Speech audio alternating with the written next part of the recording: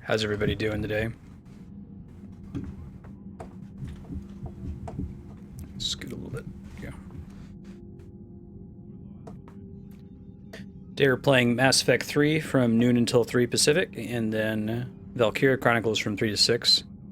After 6, I'll be doing the Triforce Heroes demo for a while.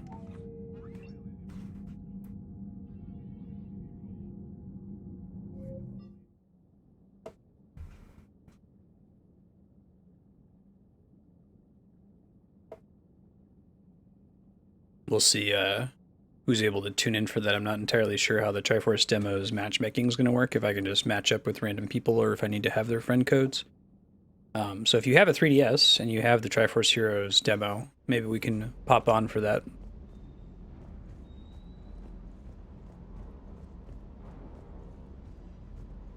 Alright, let's see. We already talked to folks down here. And go around and talk to everybody. I haven't done that yet. Don't need anything on the weapon bench at the moment.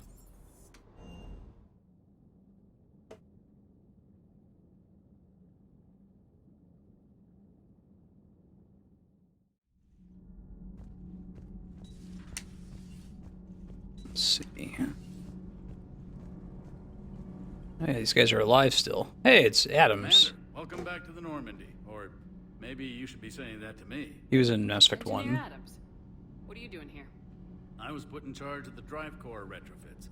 My experience on the Normandy SR-1 made me an obvious choice. So, what do you think of our SR-2? She's incredible. If there's one nice thing I can say about Cerberus, it's that they know how to build a ship. And about that, Cerberus, I mean, I owe you an apology. How so? Back when you got this ship, Dr. Chalk was contacting me, asking me to help with your mission against the Collectors. I refused. I didn't have your back, and I'm sorry for that. I'm glad they felt the need to explain why Adams wasn't with us in Mass Effect 2. Yeah, I'll let you know when we get to it, Darkstar, if we still need players. Why didn't you join us? I saw what happened to you when the Normandy went down. I didn't trust that it was really you, and I certainly didn't trust Cerberus. Also, as an officer of the Alliance, I don't just leave my post, you know? Hey, thanks Skyhawk and people for the host. I appreciate that. Your Alliance first. That's the way it should be. Thank you, Commander. Glad to be aboard. Is your family okay? My parents are serving on Viridian Zenith, an Alliance agricultural vessel. My sister is a navigator on the SSV Benjamin Davis. Happy to report that both vessels are safely under Hackett's command. Good, good, Does the good. new Normandy stack up to the old SR-1? Stack up. It Hey, Leon, how you doing? Away. The Tantalus drive core has been completely overhauled. The SR-2 might be nearly twice the size, but the new drive core is 3 times bigger. This ship can fly. That said, Cerberus isn't too high on safety. If pushed past her limits, this core would vent into engineering. Guess it gives my team incentive to keep her well balanced during a firefight. Do your job or get vaporized. Pretty much. I noticed you upgraded the kinetic barriers with cyclonic technology. Should help reduce the draw when under missile fire. That line right there about upgrading the kinetic barriers was because we picked a specific upgrade in Mass Effect 2. If we hadn't have done that, he wouldn't have said that. Later, Hopefully Darkstar. That means fewer vaporized engineers. The IES stealth system is significantly improved. It can handle a higher blue shift of our emissions. And that means? We should be able to drop out of FTL without triggering every sensor in range. Very handy for stealth reconnaissance. All in all, the Normandy is a marvel of engineering. I love how you go from the Normandy in Mass Effect 1 to Cerberus's take on the Normandy in Mass Effect 2, and then you retrofit that one for 3. It's kind of neat, because you get to see the Cerberus Normandy repainted in the Alliance style. Right? Remaking figures. That sounds like the opposite of fun, Leon. What do you think of Edie? We had a good talk during the retrofit. A little strange at first, talking shop with an AI. AI? I thought Edie posed as a VI to keep the likes of you from unplugging her. Yeah, but I saw through her. Have you seen her hardware? Processing power is off the charts. And then there were the problems that kept fixing themselves. If I hadn't had her pegged, I would have sworn I was losing it. You never expressed any skepticism, Lieutenant Adams. I figured I'd better play it safe with the Cerberus AI, Edie. No offense. None taken. As long as you keep your fingers out of my cognizance processors. In the beginning, I tried disconnecting her from key processes without giving myself away. Easier said than done. But Joker seemed to trust her, and in time I saw her advantages. Even grew to like her. Yeah, I like, again, talking about how they've improved from Mass Effect 1, 2, and 3. You saw how they did the little camera shift up to the top right corner when Edie was about to talk, otherwise her voice would have just come from nowhere. Carry on, Adams. Aye, aye, ma'am. Ugh. I'm sorry, Leon, that does not sound like fun times. Go back to where Jack was hanging out.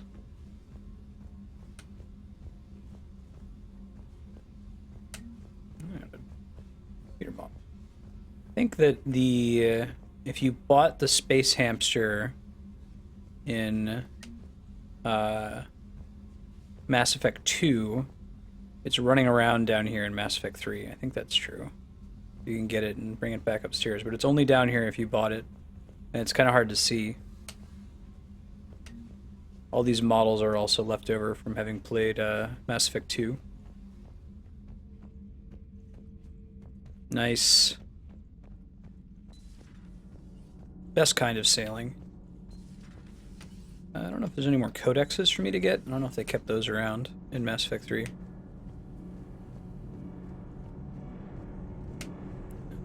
Nothing there.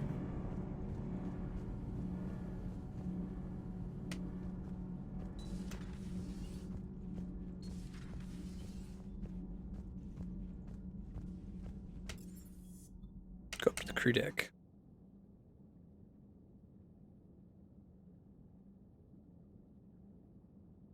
Yeah, unfortunately, there's some spoilers in the tip screens here. That's kind of a spoiler that was right there. Not a huge deal.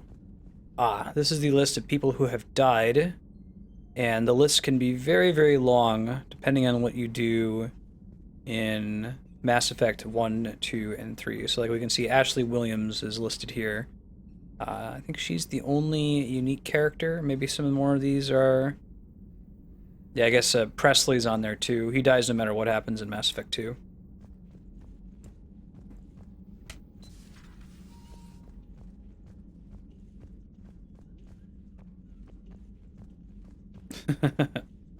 Is that the Surface computer, Leon? Still thought about picking one of those up. I like that they added this card table. It's clever. Hey, is Jenkins on there? Leroy. Yeah, he's totally on there. Richard L. Jenkins. So those are the three names that you'd recognize. I guess a lot of the other ones are from when the previous Normandy blew up. Normandy 1. Beginning of Mass Effect 2. Ah, gotcha. Reassign power bonuses. Oh, that's not too bad. Save my credits though for now. I don't know. Oh, bonus powers versus regular powers, sure.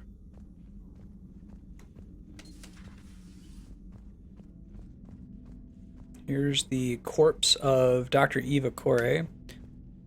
One of those things I mentioned last time we played. I didn't feel like the whole like Cerberus has this humanoid android thing was properly foreshadowed. It was just sort of an OBT dubs moment. It's a cool idea. It fits in the universe. I get it. It makes sense, but I wish it wouldn't have come out of nowhere the way that it did. There's a very specific reason for why they did that, and we'll see that pretty soon in this playthrough, I think. All right, let's keep moving. Nice, Leon. Yeah, it's a pretty big jump. I've heard it described as probably one of the biggest, like, one-time promotion jumps that you'll experience, industry or academia. Oh yeah, this is Liara's room. Cool. That'll be a good way to relax after your defense. Shepard, it's a pleasure to see you again. You're the drone from the Shadow Broker's ship. Dr. Tassoni now refers to me as Glyph instead of Info Drone 95% of the time. If you have a moment, I'd like to draw your attention to a terminal in her office. Hey, Cloud Reaver. How you doing, man? It analyzes information packages. If you find any useful data, I can research upgrades for you. And what should I be looking for? I'll inform you if you've found relevant data. When you do, return to this terminal for your choices. In the meantime, Dr. Tassoni would like to speak with you. Have a pleasant day. Meeting with the council didn't go too well, huh? It was less than ideal. I'm shocked. At least the council can't deny the Reapers exist. Right. But I'm not sure how much comfort that is while they bicker over which portion of the galaxy to save. Wow. Becoming the big info brokers turned you into a real cynic, Liara. I like it. I'm flattered. I think. Wouldn't it be great if the council still denied the existence of the Reapers while they were actively destroying planets? You wouldn't put it beyond You them. brought more than just that drone from your ship. A few things were necessary. I'd be a very silent shadow broker without data feeds. So you have access to your resources? What I can get. We'll need it to research this Prothean. Real quick, is she still the Shadow Broker if you don't do the Lair of the Shadow Broker DLC? I assume so, right? It just happens off screen. Device. Until we understand precisely what it does, it's far too dangerous to use. I've never played Mass Effect 3 without having done all of Mass Effect 1 and 2 and all of the DLC. Did the Protheans actually complete this weapon? You mean, will it work? They wouldn't have poured their last resources into this device if they thought otherwise. But we really need to find out just what kind of weapon they left us. All right, Cloud Reaver. Compromise. Got some of it done, ignoring the rest. I really think that's probably the correct decision. It'd be nice to know we're not kids playing around with a loaded gun. Absolutely. The damage it could cause if it backfired is unthinkable. Right, one for each council member early on. Starting to listen before the Reapers came. If we'd had a little more I can see it in my time, mind's we eye. Wouldn't. I'm sorry. I understand if you don't want to talk about it. The thought means a lot, Liara. Thanks.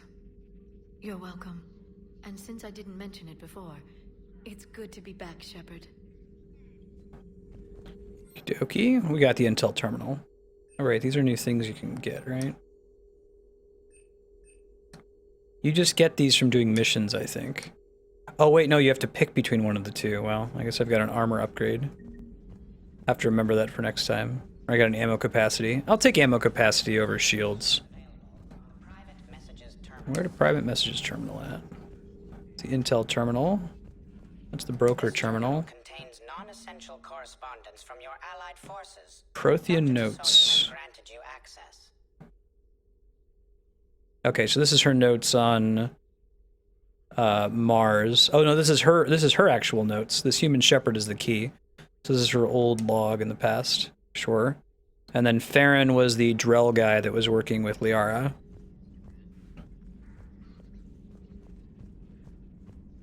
Did they follow you around? Oh yeah, they do. I didn't even notice that. That's super cool. If you walk all the way away, they're facing Liara. Huh. What a neat little concept. Yeah, there's some really cool design, cool set pieces, I would describe it in here.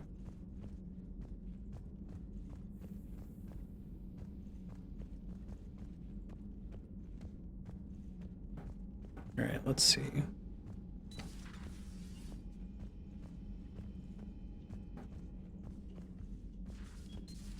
Let's keep going.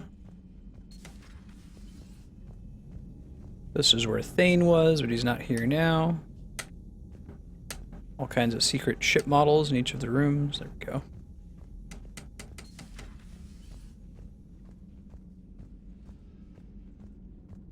Oh, really? I'll try that here in a second. Cloud Reaver. This is where some of our Cerberus crew members were chilling last time. This is where Samara was? I guess technically Morinth. I think because the whole Morinth thing, well, things are going to turn out not particularly great for us in Mass Effect 3. It's one of the few objectively bad decisions that you can make in Mass Effect 2.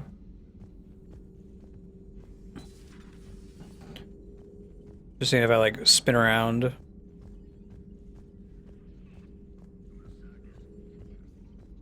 You might have to do something to get them to focus on you. Right now they're focusing on Liara.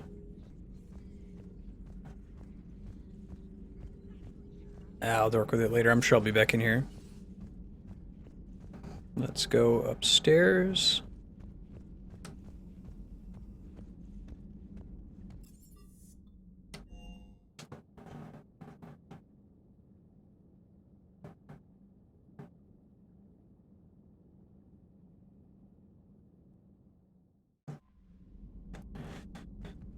Let's see. Don't think there's anything else in this private terminal, right? We've already kind of... Well, let's check through these real quick. Okay, they want us to go do specific ops. We're back in the Alliance Navy. Galaxy alert.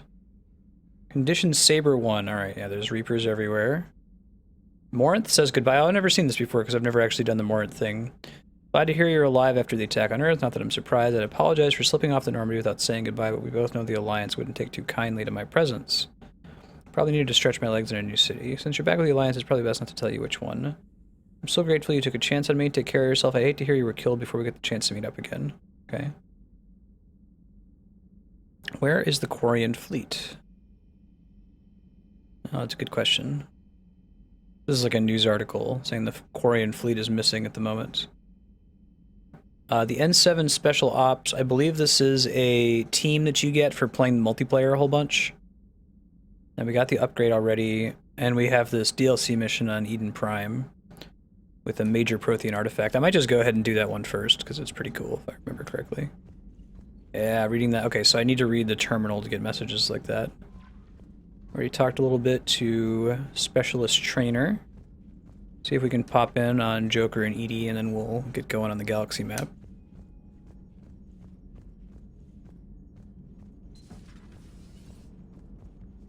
Oh, that's interesting, Cloud Reaver. So you can spin around, you can make them like face the wrong way, basically. Commander.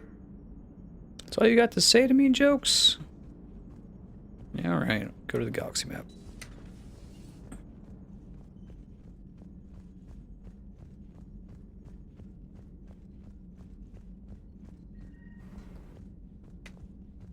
Let's go here. Galaxy map. I'm glad they kept this music the same in each game. Clusters already conquered by the Reapers can be accessed using the Normandy stealth drive. Search these clusters for survivors, salvage, and valuable intel. Okay. I don't want to go to the Citadel just yet. We don't want to do the Turian Primarch just yet. Is this my DLC mission? No, it's a Cerberus lab. Don't remember where Eden Prime actually is. Cover, here it is, Exodus Cluster.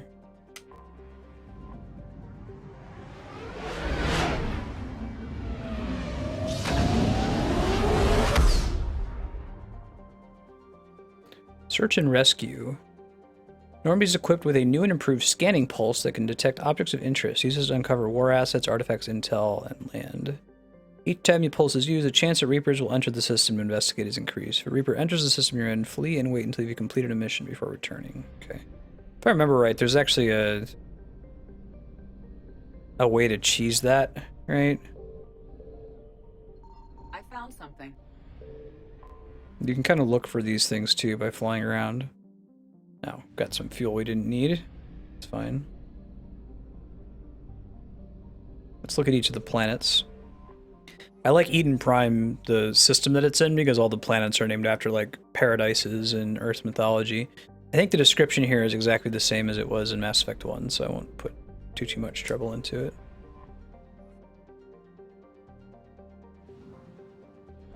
It might be the only other assets. 50% of assets recovered, and I only recovered one thing, so I'm guessing the other thing is the thing that's in Eden Prime proper. Hey Buckin, how you doing? Oh, there is some update that talks about the war with the Reapers. Sure. Location in the deep cold of the outer system and the lack of valuable resources have little to recommend it.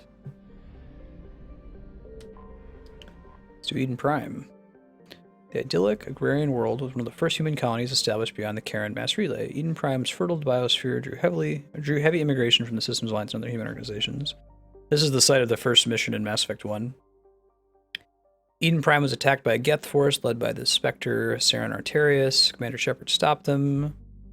Although the Reapers rushed past much of the Exodus cluster in their plan to take Earth, it's clear the war has come to Eden Prime. Distress signals have jammed all available frequencies. Fires burn in the vast swaths across the arable land, and its once extensive monorail system is twisted metal. Cerberus has much to lose if word of their ruthless attack on the human colony gets out. Cerberus is here. Okay. Hey, Random Purse, how you doing? Gotcha. That sounds right, Cloud Reaver. We're taking both of these guys, right? We have to bring Liara, which makes sense. Although it may be that I just picked James to come with us. Oh no, I guess I got both of them. Okay, I wasn't 100% sure. Let's see. Kind of want him to just have, like, everyone to just have one weapon. Go with the Vindicator. I think it's better. Strictly better. Must have at least 2 weapons equipped. Alright, well, pistol it is. Boo. But he only gets a shotgun, I see. Alright. What can you do? Can modify this guy?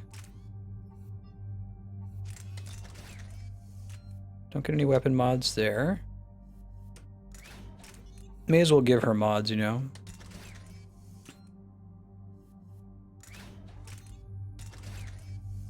Alright. Looks good. I think I'm going to save my points to keep leveling up fitness. Oh man, I really got to level her up. There we go. 1, 2, 3. What do we want here? Recharge speed versus health and shield. Let's go with recharge. Duration. Recharge of singularity. Recharge of all squad mate biotics. Let's go with her singularity. And then let's do singularity. Impact radius, hold duration. Additional enemies can be lifted before singularity fades. What else would we take though? I think we want to go with the duration. Right, we gotta wait to get some more points in the other direction. You get Arms Master. We watched the remastered Final Fantasy X. Cool. Hey, Medella, how you doing? We're gonna go with the weapon damage. Let's go with power damage. Melee damage, I don't really care so much about that. Do the squad mate health and shields. He's got fortification, I think. Yeah. Gonna use him as a tank. Alright, you gotta wait another level to get some more stuff. Not sure yet. I'll put it to a stream vote. Stream has voted so far not to do a romance for Mass Effect 1 or 2, so the vote might go in the same direction. I want to make sure we meet all of the characters that you could potentially romance before I put it to a vote, though. Eden Prime. This is where it all began. Where the Prothean beacon gave you the vision that warned us about the Reapers. And where you went up against Saren and the Geth for the first time, no? Mm-hmm. Yes. And now, with Cerberus here, Eden Prime's colonists are under attack again. Seems like more than just 3 years ago. How bad? A lot of dead civilians. Lost one of my men, Jenkins, to a Geth drone. Poor Jenkins. Reports said Saren had bombs set up to wipe out the whole colony. It only gave me the option of Liara and James are the only 2 I have right now. Not on my watch. Damn straight, Lola. Cerberus hit Eden Prime hard. Whatever they found here was worth a major offensive. There are survivors elsewhere on the colony, but they killed everyone near the dig site. Like you should name your female shepherd Lola, just... They deserve better. I know. The Alliance did what it could to evacuate colonists, but... This is actually a pretty hardcore, classic, If we like, get survivors, we'll do what we can. What about fighter rogue mage team. the Prothean device we found on Mars? So they voted for Shepard to be an engineer. The Alliance didn't get any specifics about what Liara is a Cerberus has full uncovered. biotic, and But whatever James it is a full it's soldier. better off with us than with Cerberus. I'm bringing you in as close to the dig site as I can. No way we'll avoid detection, but you should have a few minutes. Understood. Maybe 4 hours, Leon. A little bit less All than right, that. everyone, get ready to move. I did not play Thought we Wasteland could 2. get to the dig site before Cerberus knows we're here. So this is our first, like, this is the first time we've been able to use the galaxy map, if that gives you context, Leon. We did the Mars mission.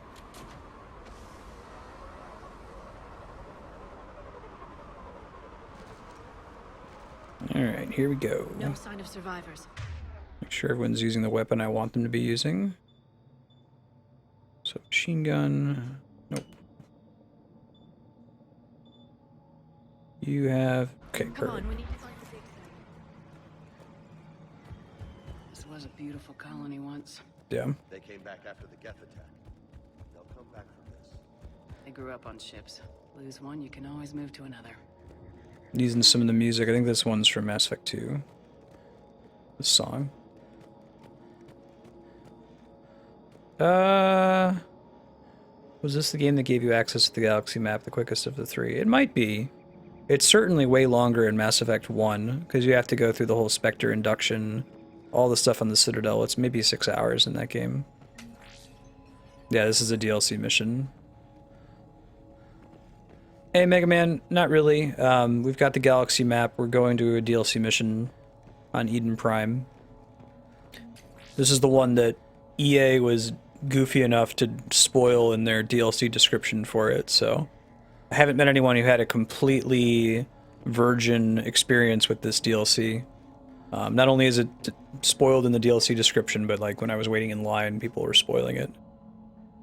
I don't have it downloaded now, but I will play through all of it before I beat the game. I still need to grab the Citadel and Leviathan. Alright, so this place is mostly being subjugated by Cerberus. Is still alive on other parts of Eden Prime. Oh, that's good. I can get this intel to Eden Prime's resistance. Maybe it will help them fight back against Cerberus. So that gives us war asset points for the eventual readiness score. Bits of Prothean tech sticking out of the ground like an old bone. Hey, Liara, you ever find dinosaurs while you're digging around? No, dinosaurs and other fossils would be paleontology. I'm an archaeologist. I study artifacts left by sapient species. The two fields are completely different, and... Hey, I just like dinosaurs. I love James. I thought I was going to hate him. I was really worried about the character. leads down into the dig site. But they handled him really well. Alright, have fun, Random. What's up, Spiky? How you doing? Oh yeah, I haven't done Citadel, Leviathan, or Omega either, so I'll be doing that for the first time on stream. Goddess, that doesn't seem possible. I was pretty bummed when I beat Mass Effect 3 Artifact. It's... for the first time, because like I liked this universe so much, and the ending was really, really disappointing. So I had to kind of do a clean break, you know, from the relationship. I had to give it time to heal. I think time heals all wounds. I think we can enjoy it now. a Prothean. You mean What? those things the Reapers turned the Protheans into? No, an original unmodified Prothean who's still alive. You're right. That doesn't sound possible. You saw Prothean stasis... Oh, I mean, come on, Claude Reaver. Like, being an information broker is just the same thing as being in a dig site, right? God. That might be in like the top 3 dumbest things in Mass Effect, that Liara becomes the Shadow Broker. If they wanted to do that from the beginning, they should have set her character up differently in Mass Effect 1, I feel like. in the archives on Ilos. The only reason those failed was a lack of power. Cerberus found this in an underground bunker. It still has power. It's cool. It looks like the one It's been on in stasis for the past Ilos. 15,000 years, waiting for us. Think of what we could learn. What can you tell me about the Protheans? The people, not the technology. Given your experience with the Prothean cipher, you probably know as much about them as I do. The Prothean Empire spanned the known galaxy. They uplifted countless other species to help them join the galactic community. Uplifted, huh? Like when the Solarians helped the Krogan to evolve a little faster. Yes. Judging by the dig sites like the Prothean Archive on Mars or here on Eden Prime, the Protheans wanted other species to learn. It's clear that they prize knowledge, growth, and cooperation with the rest of the galaxy. Yeah, for a game series that's pretty straightforward across the board, and everything kind of makes logical sense. That one's pretty silly. Liara being the Shadow Broker. I did. Fonts. Yeah, that's a really good song, Buckin. I have it in my personal playlist. It comes up all the time. I would have preferred they got another song from Fonts for Mass Effect 2 and 3's credits, because it was just really nice, fit in really well. The way you describe them, they sound a lot like the Asari. I'm certain I'm coloring their culture with my own perceptions. At least she's Whatever self-aware. the Protheans were, finding one alive represents an incredible opportunity. You talk about it a bit more in Mass Effect 3, particularly in the Codex entries, that the Protheans were probably a collection of races at the time, just like how we have a collection of races here. Good thing we brought our Prothean expert. I hope I can help. If this single Prothean was sent into stasis, he could be the foremost scientist of his time, or perhaps the wisest counselor. Cerberus damaged the life pod when they excavated it. The life signs are unstable. Then let's get him out of there. No, breaking open the pod would kill him. We have to find the command signal that ends the stasis mode. We also need to figure out how to physically open the pod without doing more damage. Cerberus took over the labs nearby to research what they found at the dig site. That's likely our best bet. Cool, let's do it. Oh, here we go. Angry dudes. Alright, I love that they bring back the Eden Prime battle music from Mass Effect 1. Mass Effect 3's soundtrack is pretty great because it draws on the prior two titles.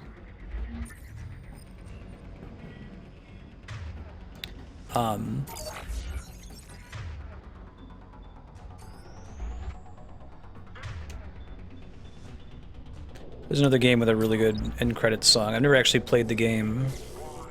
The song is called We Are All One, I want to say. Ooh. Snipers. I think that you're able to see them pretty easily. Alright, let's get moving. Cool. More of them come back. If they did like just an Xbox One re-release, they probably wouldn't change anything. I mean, there's not really major texture upgrades they'd have to do. I could see them doing a remake of Mass Effect 1 to make it more like Mass Effect 2.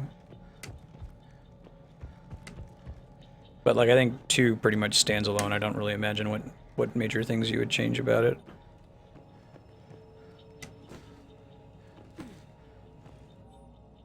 Deployment update. Local resistance is heavy in the south and west. More intel to help the colonists. The more we find, the better chance they'll have. Yeah, Bastion's ending song is really, really good. I am excited for Mass Effect Andromeda. I'll likely play it at midnight when it releases and keep playing it until I pass out. Every day until I finish it. That's my plan anyway.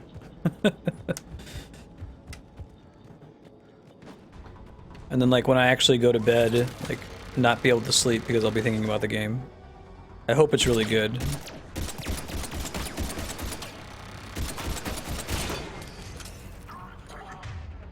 Really, before the ending of Mass Effect 3, this was going to be my favorite game series of all time, no question. Now there's a little bit of a question. I still say it's my favorite setting in any game. But it hits all the right notes for me. It really just kind of speaks to me. Hey, Cerberus engineers. Nicely done, Liara. If they fall in a specific place, they're just dead because it like takes them off the screen. They can't get back up. Must be another guy in here, right? Yeah, there's a dude inside there.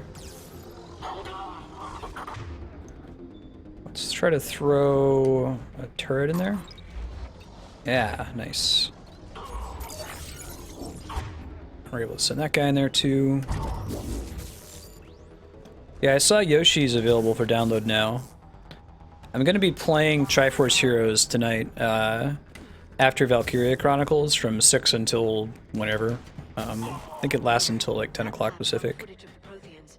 Cerberus is studying it to figure out how to physically open the pod. If you have a 3DS and you want to try getting it on that, let me know. I don't have everybody available for it just yet. Oh, bypassing's automatic in this one. It's kind of stinky. I really like the bypass minigame in Mass Effect 2. Hey, Sky Corvus. How you doing?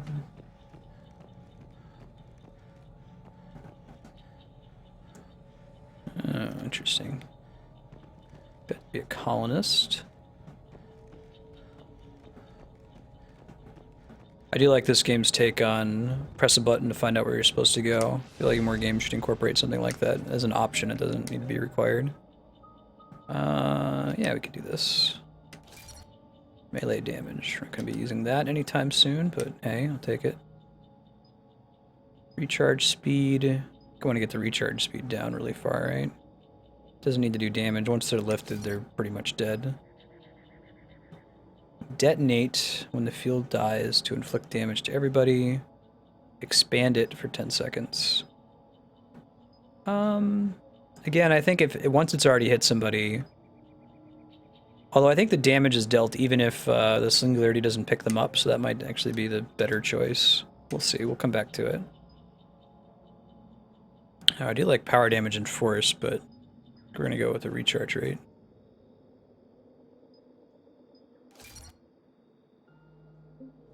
Doing alright, Sky Corvus. Yeah, right, Cloud Reaver. Lots of decisions like that. Like here, check this. This menu option makes me very sad under narrative. Where you can set the conversations to just play automatically. It's like, that's what this game's all about to me. Like, I like the action in Mass Effect, it's fun, but whenever I would play this game, it was like, man, I can't wait till I get through this, you know, boring action sequence so I can get to the next conversation.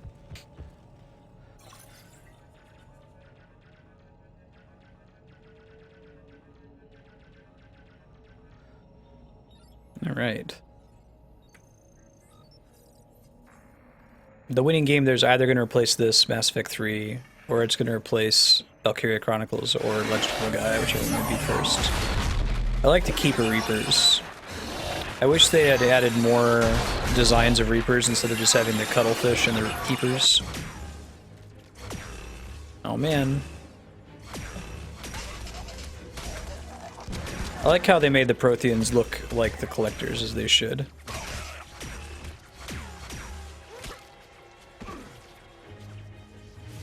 Although if Phoenix Wright or Dark Souls takes it, it would be nice to have another non-JRPG on the list, right?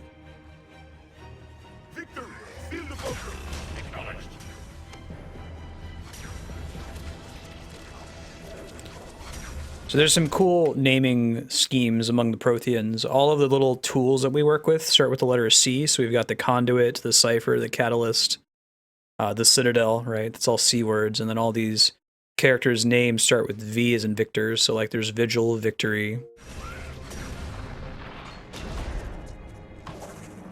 Kind of a neat thing to have in common.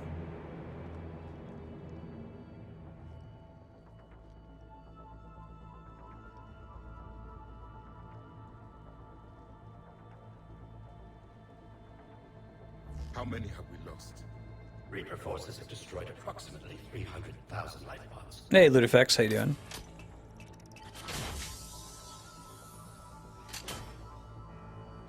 Third of our people.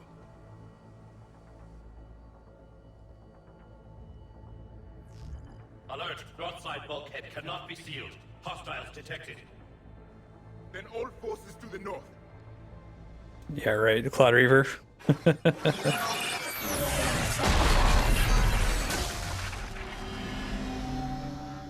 RGB. I think I can duplicate that to open the life pod.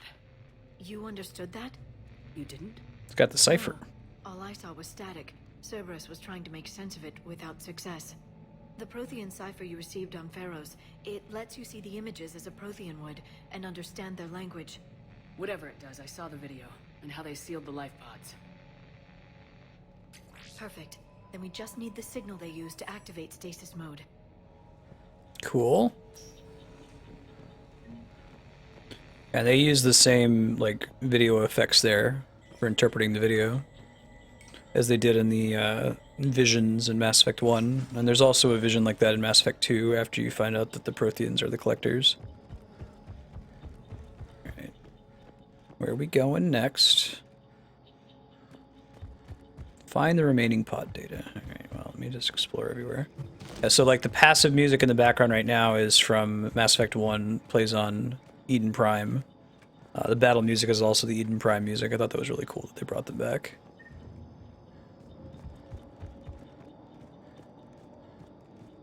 think nostalgia in game sequels is really important. I feel like you see it less frequently in movies. You know, it's still a trope.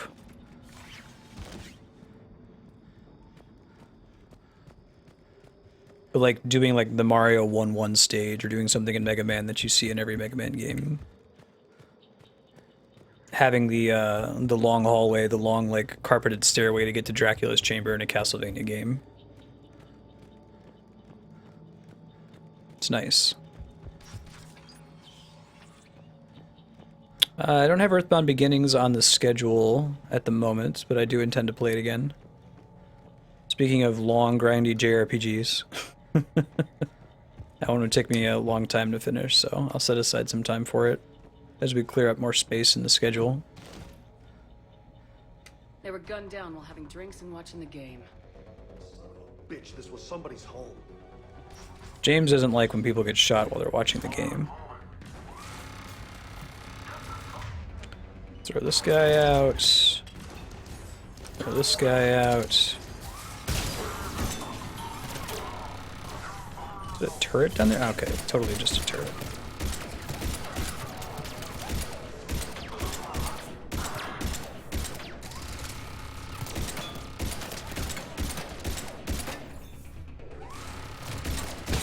There we go. Got it. Yeah, I think that's a good way to phrase it. When they rely too much, like, I think of a movie that did nostalgia well. It's Escape from New York and Escape from LA. Escape from LA is almost a remake of Escape from New York. Like, it's got the same basic story structure.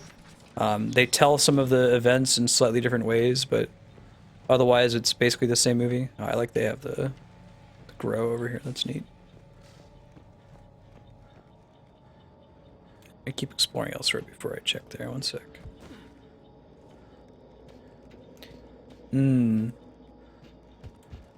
It's a delicious but dangerous spice, I would say. Yeah, you can easily overpower if your game is just steeped in being nostalgic. But it's so nice in video games. I think you probably got it on the head there, Cloud Reaver. Because it's an interactive experience, it feels more important or more effective, less cheesy.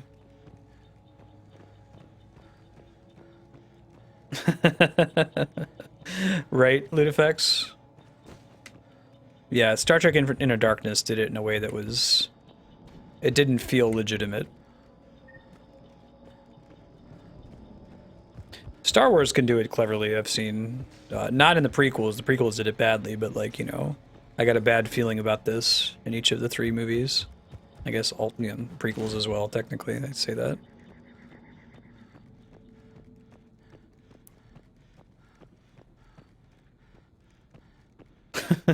Black Dynamite's good times. The Rod of Asclepius.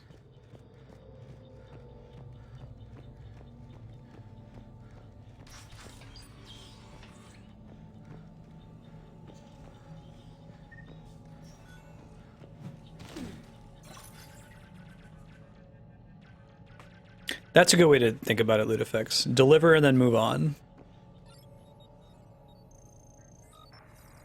Yeah, when you dwell in nostalgia, that's when there's a problem.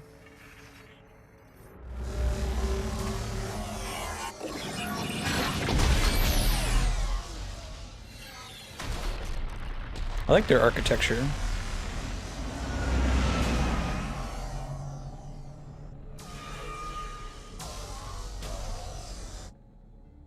Yeah, I wonder, can you really enjoy Star Trek Into Darkness without having seen Wrath of Khan? I guess maybe. I never thought our empire would fall. It won't. We will sleep here until the Reapers return to dark space. Then we will rise, 1,000,000 strong. For the Empire. For the Empire. Get to your stasis pod.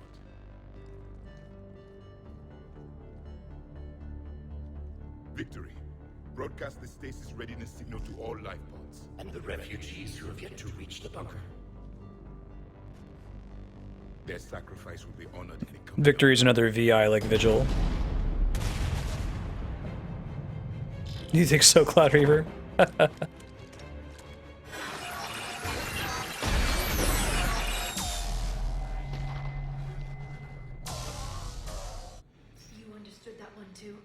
Yeah. I've got the signal the Protheans use to activate stasis mode. Excellent. Then we have everything we need to open the pod.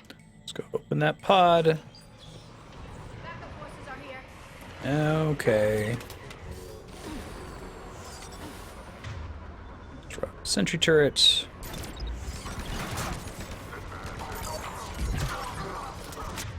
Nice, nice.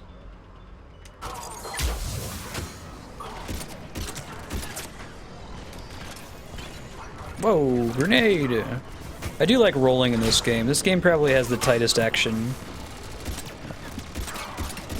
It would be fun to go back and play Mass Effect with this game's action. Probably unnecessary though. I think Mass Effect still stands alone as a really great game. I said before that when I played Mass Effect I would have told you it was perfect. It was thanks to, you know, more brutal critics that complaints came through, and Mass Effect 2 has improved the way that it was. I've got 2 of them.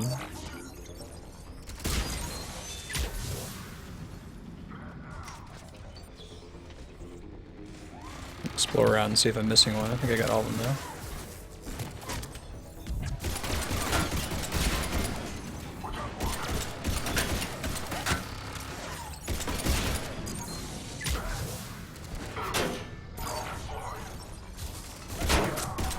Kill the engineer before he plants another turret.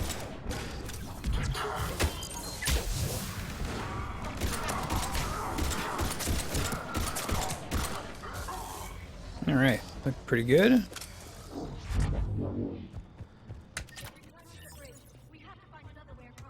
Alright. I have faith in our ability to do that.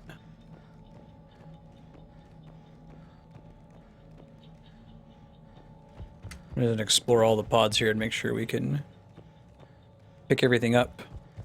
Like Buckin says, you only get one chance to get everything, as with most of the missions in Mass Effect.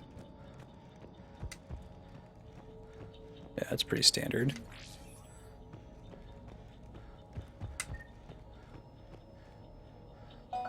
More dead dudes. Gotten word from our source within Eden Prime's resistance movement that we can expect an attack on our security center. Once the attack is contained, allow the doctor to escape, firing near-miss shots to keep it realistic. He's given us good information. Okay, trying to get him into a Cerberus trap.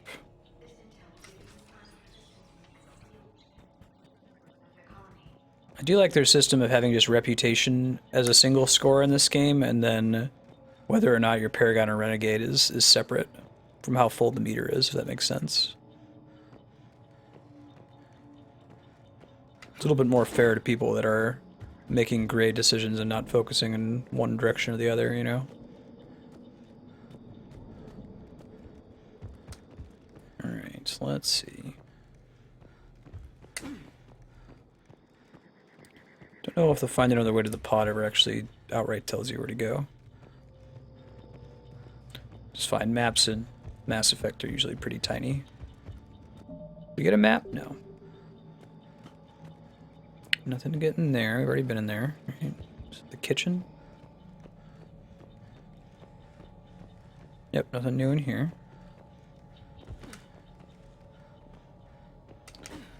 Yeah. I guess technically there's enough readiness in the game if you do everything right that you don't have to play the multiplayer to get the max readiness. I'll double check the math when I come close to beating the game. If I have to do any multiplayer, I will. I mean, it's cool multiplayer. It might be kind of fun to show off for an hour or two. But that really frustrated me when I was playing it, because it's not so much that I didn't want to play more Mass Effect and play the multiplayer to beat the single player. It's that the servers are going to get shut down eventually. And unless if they issue some kind of patch that maxes everybody's readiness meter, you won't be able to experience the Mass Effect 3 single player the same way.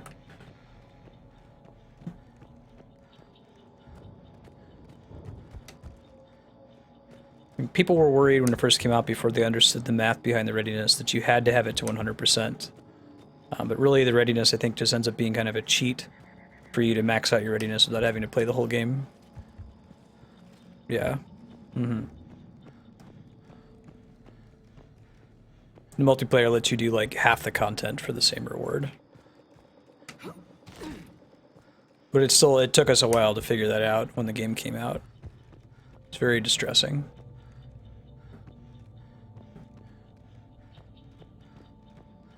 I think I've canvassed the area. I've found 3 pieces of intelligence. I think that's everything, so we can get out of Dodge.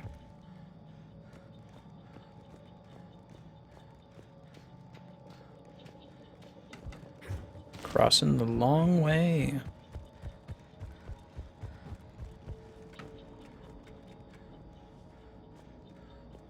Going up the ladders, girl. I should turn my connect back on. It's kind of cool to be able to issue commands to the squad mates. You can be like, Liara, singularity, and if your connect's turned on, she'll do it most of the time. I thought it was a neat use of the connect, which usually doesn't have a lot of really compelling uses. It's like, why would I do something with this thing that I could just use a button for?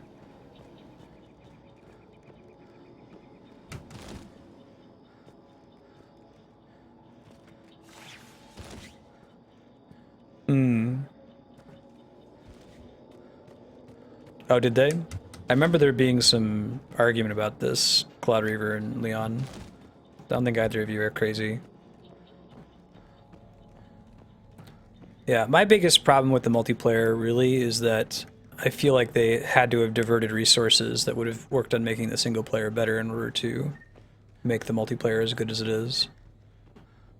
And I wish that they would have just stuck to Mass Effect as being a single player game and maybe made a separate game, like a spin-off game that was multiplayer. Assigned a different team, different budget, and all that stuff.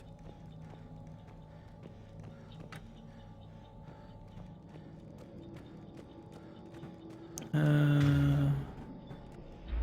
go this way.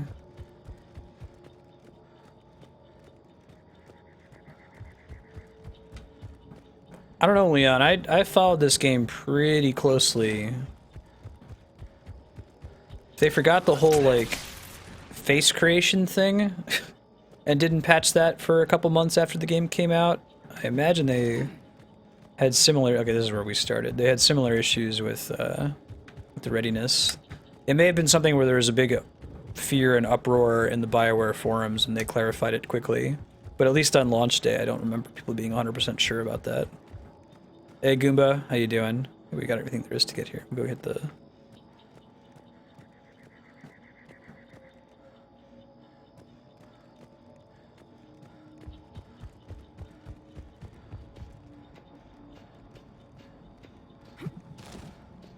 Yeah, I agree. The addition of multiplayer is not trivial to a game that's historically only been single player. Transmitting the signal. Perfect. It'll take a few moments for the life pod to process it. Just think about, like, getting connections to work. We'll have to hold this position. Holding position.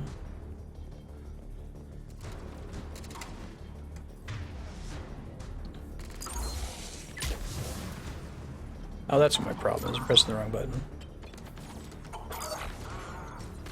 Let's try taking these guys out. These guys with the shields are pretty nasty. Try to shoot inside of their shield holes.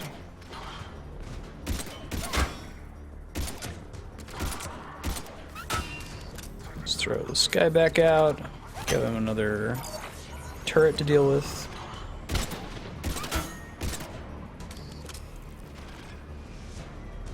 Don't know how long we actually have to hold here.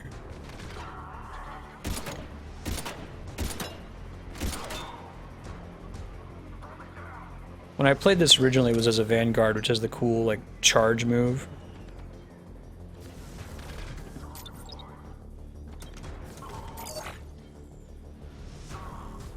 How's your Friday, Goomba? Imagine quite good if you're just getting up. Where are you? Are you in the US?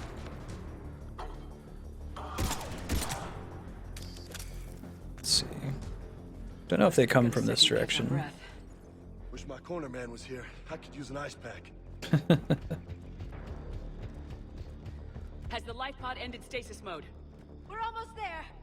Don't think there's any ammo to be picked up, is there? Oh, I guess there is. Supply cache in the building next Okay, door. good.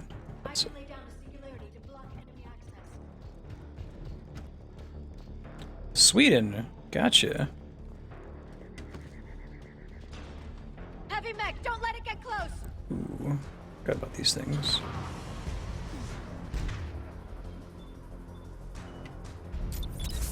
Got a couple viewers from Finland and Denmark. That's awesome. Awesome.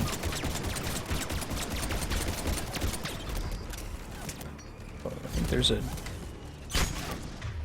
let's see, I thought I saw one.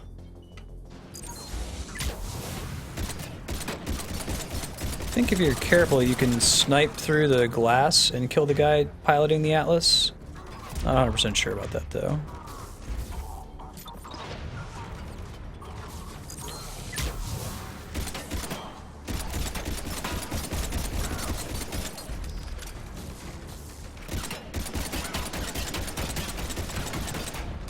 Almost out of ammo. Be kind of careful here. Alright. Take care of that. I do like how each of the different factions have like a set of different units, and one of them is the most elite.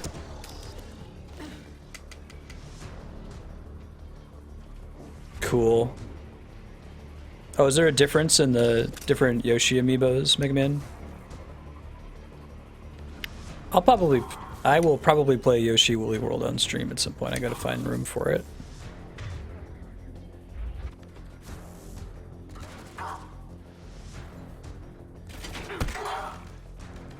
Pistol whipped.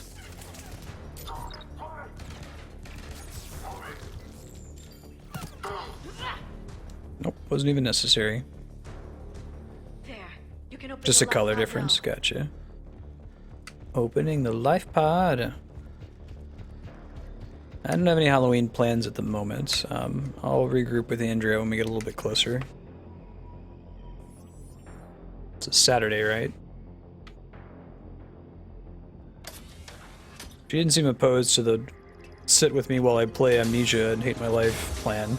There, you've got it. Goddess.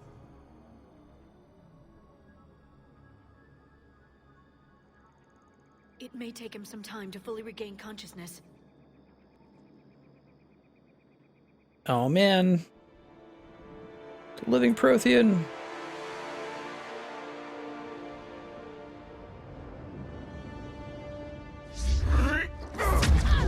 Whoa, can you not?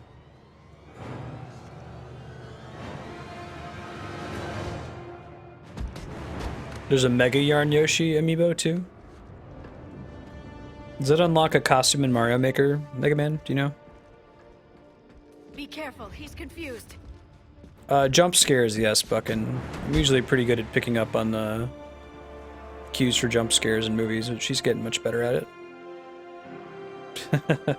Yeah.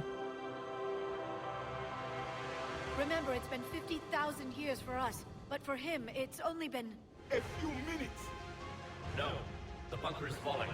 There is no other option. There are pods online. Those soldiers are still alive. Their sacrifice will be honored in the coming Empire. Preparing neutron bombardment. Get to your life pod now. Is that a thing that's already available, Mega Man, or is that something they're doing as like a DLC costume for Mario Maker?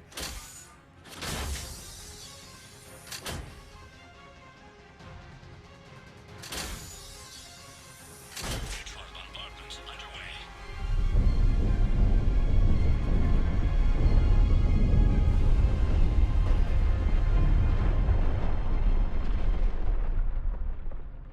The bunker is secure, Commander Javik. Javik. What is left of it? A few hundred people. How am I to rebuild an empire from that? Further adjustments may be necessary.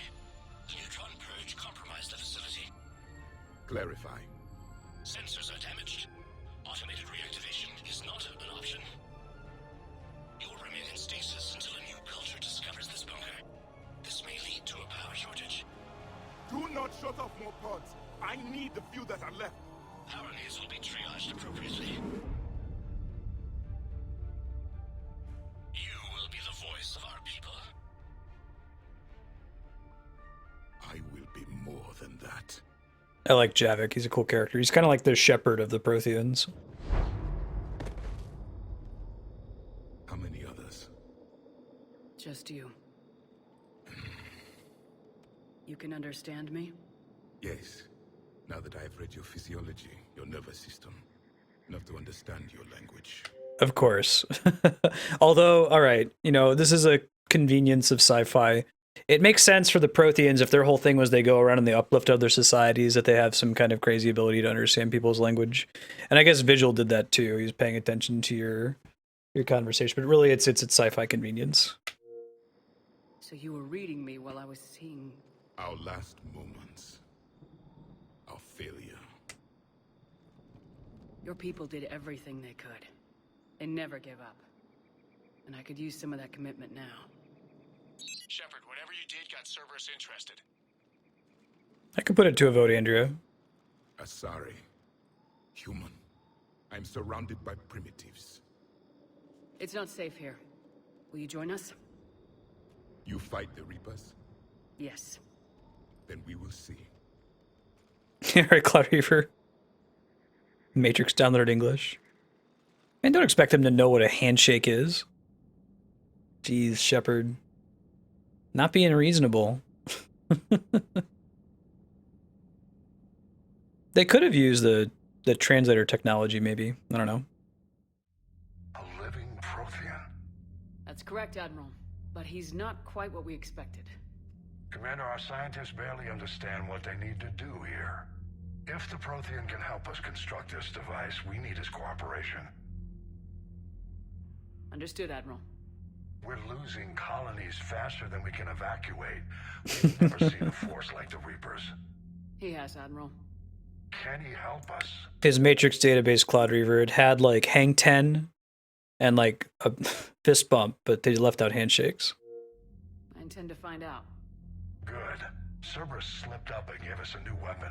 Don't let it go to waste. Hack it out. Hack it out. They could have just described it as only Shepard can talk to him because Shepard has the cipher, which gives her Prothean language. And everyone else is like, what the hell is this guy saying? I'm on my way.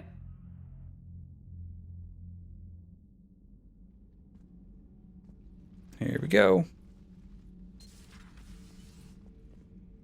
What's the problem? I've tried to make the room more accommodating, but they're not letting me talk to him. Apologies, Doctor. Contact protocol with a new species. Assume hostility. We had to dust off the regulations. I think that's Udina's voice actor.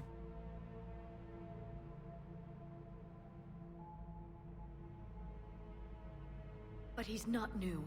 I've spent my life studying Protheans. Look how pissed she is. At ease. I don't think our guest will be a problem.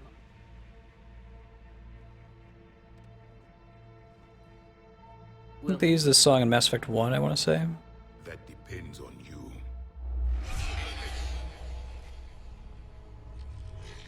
I can sense fear in you, anxiety and distress. The Reapers are winning. Yeah, right, Cloud Reaver? Wouldn't that have been cool if it was just only Shepard can understand him and you have to translate? That would have been a really cool moment for... Because they already have some like awkward communicators in the universe, like the Elcor and the Hanar. What do you mean, you sense? It's okay. All life provides clues for those who can read them. It is in your cells, your DNA. Experience is a biological marker. I don't like this. This is Lamarckian evolution, but maybe they're saying it's something that we don't yet understand.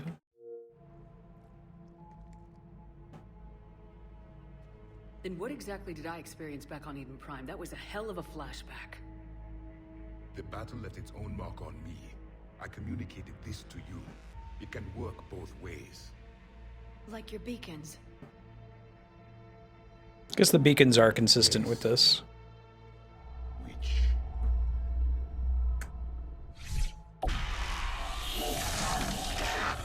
Oh yeah, this is the OG Mass Effect 1 beacon. And mixed with the Mass Effect 2 one that shows they became collectors. You found one. You saw it all. Our destruction, our warnings. The collectors are basically Why weren't they heated? Prothean husks. Why didn't you prepare for the Reapers, human? It's Commander. And nobody could understand your warnings. The beacon nearly killed me. Then communication is still primitive in this cycle. We pieced together what we could, and used it to stop a Reaper invasion 3 years ago. Then the extinction was delayed. Now we have your plans for the device. We're going to build it. Device? The weapon your people were working on. I'd hoped you could tell us how to finish it.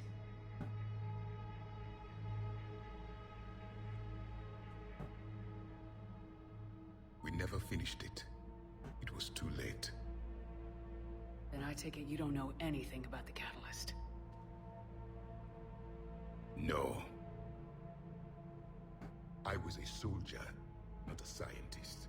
Skilled in one art, killing. What was your mission? Among my people, there were avatars of many traits. Bravery, strength, cunning. A single exemplar for each. Which are you? The embodiment of vengeance. I am the anger of a dead people, demanding blood be spilled for the blood we lost. So his name should be Vengeance. When the last Reaper has been destroyed, will my purpose be fulfilled?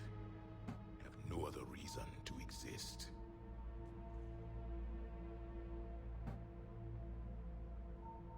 I don't think so. They look cool. Those who share my purpose become allies. Those Other than who like fight the become cyberpunk allies. Jack costume is kind of silly looking. Nothing in our fight against the Reapers has been that cut and dried. Because you still have hope that this war will end with your honor intact. I do. Stand in the ashes of 1 trillion dead souls and ask the ghosts if honor matters. That's a really good line. This silence is your answer.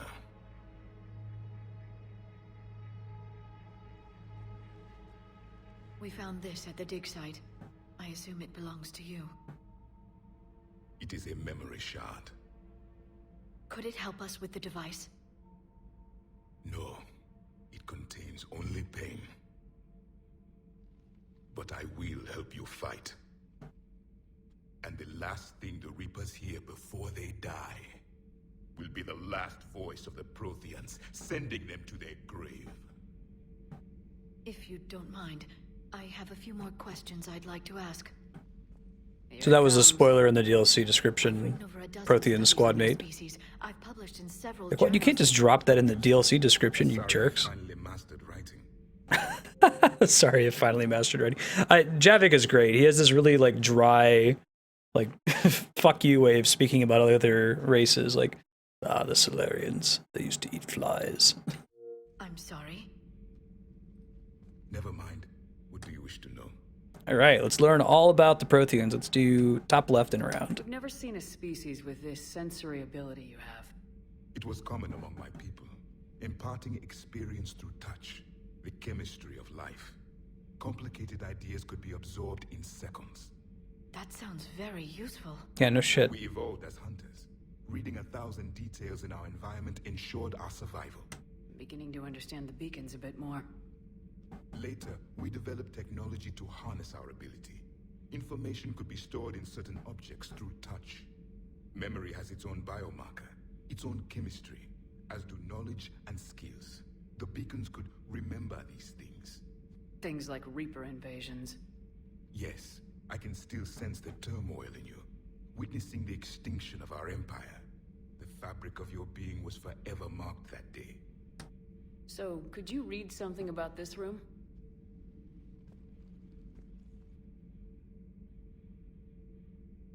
There was liquid, a form of incubation. The DNA of a Krogan who lived here. He was powerful, prone to violence. I'm impressed. His name was Grunt. And if he were my enemy, I would have given him a wide berth. There is great strength in his genes. Yeah, I can hear that, Ludifex. I think that they did a good job of making the Protheans just seem human, for lack of a better term, you know? That seems much more reasonable. Oh, is Lightning the same voice actor as Liara? Oh shit, I didn't realize that. Yeah, Cloud Reaper. Yeah, if I woke up one day and my cat Ben was giving me lip, I've been like, man, I used to clean up your poop, buddy. Liara here would never forgive me if I didn't ask you. What was Prothean civilization like? Yes, I've always wondered, what sort of government did you have, and can you tell me about your religious beliefs, or perhaps the... We are dead now. What does it matter? I'm sorry. Studying your history has been a lifelong passion of mine. When I was born, our empire was already at war with the Reapers. The first thing I remember was seeing my planet on fire. Javik is the best character. He doesn't give a shit. He's like... I'm trying to think of what is another character that's like really brief and like grim, like Javik. What was your civilization like before the Reaper attack? We were the dominant race of our cycle. We ruled the galaxy. My studies indicated you were the only race engaged in space travel at the time. I always found that curious. We were one empire composed of many subjects. All eventually called themselves. Okay, so they confirm it here. What if they didn't want to? They weren't given a choice. I got all the achievements in all 3 games. Are you saying you enslaved the other species? Any could oppose us if they wished. And if they had won, they would have ruled. Many tried. None succeeded. I had no idea Protheans were so... severe. It was by necessity. Very early we encountered the dangers posed by machine intelligence. They rebelled against us. We've had the same problem. They're called Geth. We could not allow the machines to surpass us. It was decided the only way to win was to unite all organic life within our empire. Did it work? For a time. The Metacon War. We were turning the tide. Until the Reapers arrived. Then we understood machines had surpassed us long ago. In ways we could never imagine. So I feel like a good rule for a narrative like this is don't be over expositive, you know. Say things that are interesting to the player without spending too long going into details, or just saying the Metacon War. Like, get your brain spinning, you know. There's some movies that do this really, really well, like the new Mad Max movie, Fury Road. We'll just kind of drop references here and there, like you see these war boys spraying their mouth with chrome. They don't explain it, but you think about it like, oh, that's really cool. Why is that going on? I'm excited about this universe. Back on Eden Prime, it looked like there were other stasis pods. What happened? The Empire had fallen, and we knew our cycle was lost. We were the final vanguard, the best soldiers left alive. So more of you were supposed to survive into this cycle? Yes. Under my leadership, a new Prothean empire would have arisen. We would have commanded the races of your time to prepare for the next Reaper invasion. But traitors within our ranks, indoctrinated agents, betrayed us, and the Reapers discovered our plan. Yeah, I just love that line. It's like, tell me about your civilization, your religion. It's like my first memory was seeing my planet on fire. Just out of curiosity, how would you have commanded us? By leaving you no other option. You would have joined our army, or faced the Reapers alone. You clearly haven't met our council. Quite a few Prothean ruins. Were you observing our ancestors?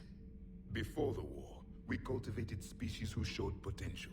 Eventually, you would have been offered a choice to join the Empire. But when the Reapers attacked, we ceased all study. We hoped they would see you as too primitive to harvest. Well, thank you, I think. Is there anything more you can tell us about this device your people were trying to build? We heard only stories. They said our scientists were constructing a great machine that had the power to defeat the Reapers. You never saw it? By that point, the Empire was smashed into pieces. None of us knew what the others were doing. Well, if we don't finish it soon, the same will be true of us. Yeah. What can you tell us about your own war with the Reapers? Many of the details were lost. The conflict lasted for centuries. Those that faced the Reapers in the beginning were long dead when I was born. Oh, wow. There were memory shards, however, passed down from soldier to soldier. They gave us fragments of what happened. That makes sense. It's kind of cool, though, because, like, you spend a lot of Mass Effect 1 and Mass Effect 2 just imagining that the Reaper invasion was instant. They just kind of showed up and destroyed everything, but it's a long, slow process. We met Vigil on Atlas. Several years ago, we found a Prothean VI that called itself Vigil on the planet Ilos. He was the caretaker of a research project. During my life, Ilos was only a rumor. It was said we had cities there, built on the ruins of a civilization before us, the Inusanon. If our scientists did have a research facility, whatever they were doing was secret. The reason they threw out that whole thing with the Inusanon is, if you remember in Mass Effect 1, when you go to Ilos, there's these statues of these dudes with, they look like the space jockey from Alien. They're like these dudes with these Cthulhu tentacle faces that are going into their chairs, and then they ended up deciding that they wanted to make the collectors and the Protheans look a little bit different from that. So it's nice that they at least reference to that. Yeah, you raise a good point, Andrew. I guess if the Protheans had been in charge, we wouldn't have a jerk-face council like we have right now. Yes, Vigil said they wiped all traces of themselves from the records so the Reapers couldn't find them. The scientists eventually went into cryogenic stasis. More of my people survived? No. But they did stop the Reapers from taking control of the Citadel in this cycle. It delayed their invasion. I never saw the Citadel. It was captured long before I was born. Oh, that's such a cool idea. How did your people wage war against the Reapers? Attrition. We fought them system by system, planet by planet, city by city. Entire worlds were sacrificed just to slow the Reapers down. Time they spent harvesting a population was time we could regroup. That must have cost you in the long run. Yes. Our own people would be indoctrinated, converted, then turned against us. But there was no choice. Mercy is not a weapon. It is a weakness. Just imagine an alternate council of 4 Protheans doing, ah yes, Reapers. Air quotes forever. Why do you think your own cycle lost the war? What had been our strength, our empire, became a liability. All races conformed to one doctrine, one strategy. The Reapers exploited this. Once they found our weaknesses, we could not adapt. The subservient races became divided and confused. Then, it was only a matter of time. I'm happy to say our cycle is different. Most races cooperate, but they still remain unique. Then it may be your only hope. Thank you for talking with me. I never imagined actually meeting a Prothean. This has been amusing. Amusing. To discover the most primitive races of my time now rule the galaxy. The Asari, the humans, the Turians. There's also the Solarians. The lizard people evolved. I believe they're amphibian. They used to eat flies. Commander, you may count on me. I am known as Javik, though I still need time to recover. The shock has not worn off yet. I understand. This must be a hell of an experience for you. We're just glad to have you aboard, Javik. There was some great BioWare. I was on the BioWare forums pretty aggressively when this game came out, and after Mass Effect 2, some pretty funny memes about Javik just being an absolute dick all the time. Hey, buddy. So much has been lost. So much has changed. And yet the Reapers still... Yeah, right? I think that would stay in their diet. Alright, so he's in Grunt's room. We'll remember that for next time. Probably bring him with us in lieu of James. Oh, I can do another vote for who our squad should be as we go out. That doesn't take a lot of time to do. Commander, you've got a new message. There are fewer individual decisions in Mass Effect 3 from mission to mission. There are some on the really, really big areas. Local resistance movement on Eden Prime. Alright, that's all the stuff that we got. I'm not probably going to be using any characters that use assault rifles. I usually have my main character uses a pistol. I bring a character that uses a sniper rifle, and then maybe somebody with a shotgun. But, yeah, I mean, if I've got somebody using an assault rifle, I'll give it to him. Alright, let's see. Let's try to do some side questing. Oh, it's only 50% assets recovered. Aha! You get to hear a lot of blah.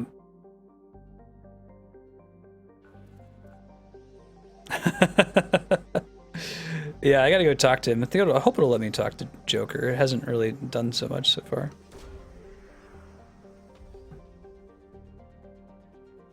Alright, well, next time I take somebody out, I'll take a look. Prothean data files, alright.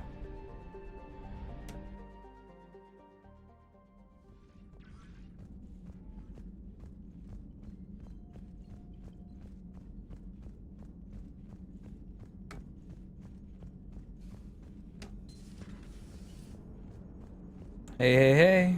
So Commander. Ah, lame. I accidentally talked over him. He'll talk some more later. We get some like Mass Effect 2, Mass Effect 1 style conversations with Joker in this game. Something important to the plot's gonna have to happen first though, so we'll give it time, we'll give it time. Let me save real quick.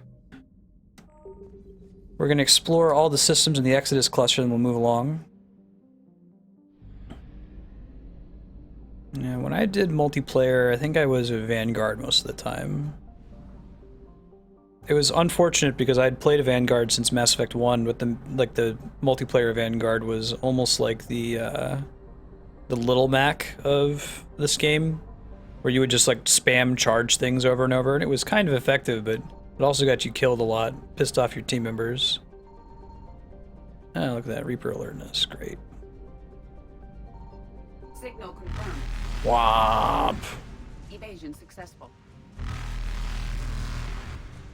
I think the direction that you come in from is based on the direction you exit from. Reapers eluded.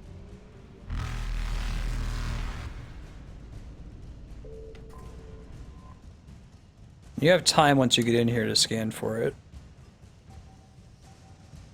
Every time Andrew would play this, she'd go blomp whenever she hear the Reaper sound effect. More war assets, I assume. Yeah, intel. Remains of a Reaper destroyer. Oh god. Faster than light jump successful.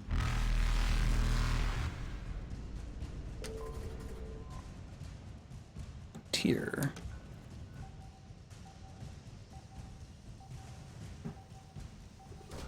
I think you just get an automatic game over screen if you let them catch you. It was a cool idea, but it would have been nice if there had been like a battle or something if you let them bump into you and it wasn't just an automatic game over if the screen landed that way, you know?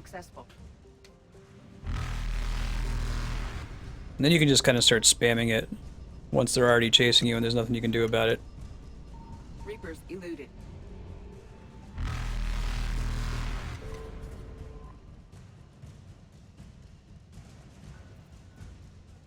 Let's keep looking. Looks like you usually don't want to be scanning out in the middle of nowhere space if you can help it. Doesn't do you any good.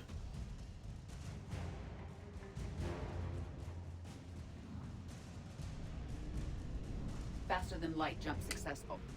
Yeah, the area you come in on is based on the way you're facing when you come into the system, it looks like.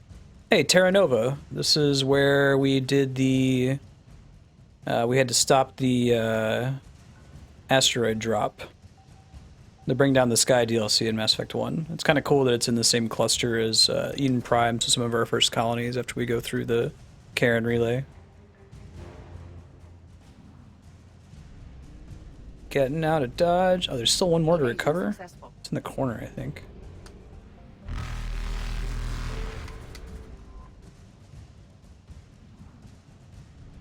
Got some fuel back, that's fun.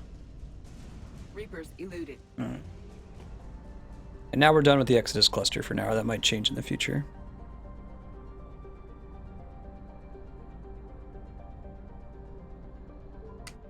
Yeah, right, Cloud Reaver? They could have done a cool little like mini fighter and make it be a tough battle that you have to do if you let them get you, but it ends up just being really cheesable at the end of the day, you know? Alright, so the Citadel is only open to us. I might go ahead and do the next main story mission. I think you kind of want to do as many side quests as you can, though, before you do main story. Pick up what I can. I think we get another squad member in the next main story mission. I kind of want that, but... This game has a lot of stuff that's gated around how often you're doing main story missions, you know? Undestroyed fuel depot. Yeah, if you're in a Reaper-controlled system, all the fuel depots have been destroyed, which makes sense.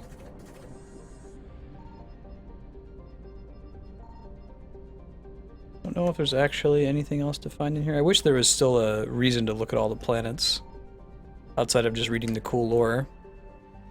I guess the ones that don't have Reapers aren't really completable in the conventional set. Maybe it changes when there's more Reapers around later.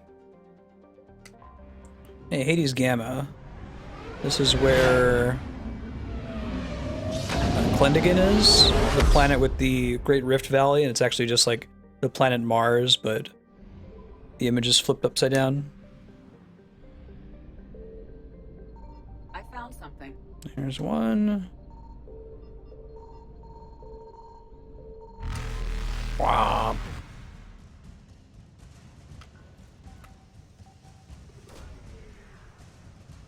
Yeah.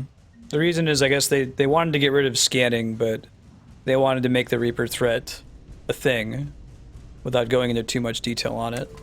And that was their solution. So you almost don't want to buy fuel too often in this one. Check out each of these. A lot of the areas in the Hades Gamma cluster are named for things in the underworld, which makes sense given the name of the cluster.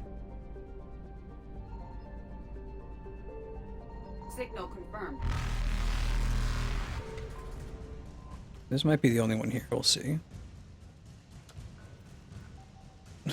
Alright.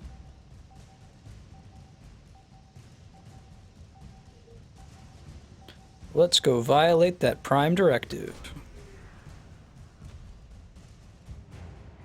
Special Ops team, cool. When I do my, eventually I'm going to do a weekend, at the very end of Mass Effect 3, after we've done all the DLC and everything, I'm going to do a special weekend setting where we read through all the codex entries in the game, because I think it carries them all over from Mass Effect 1 and 2. Talk about how cool they are. When I do that, I might go back to some of these systems and check out the individual planet descriptions. Get some more fuel, that's good. There's still another thingy to find here, yeah.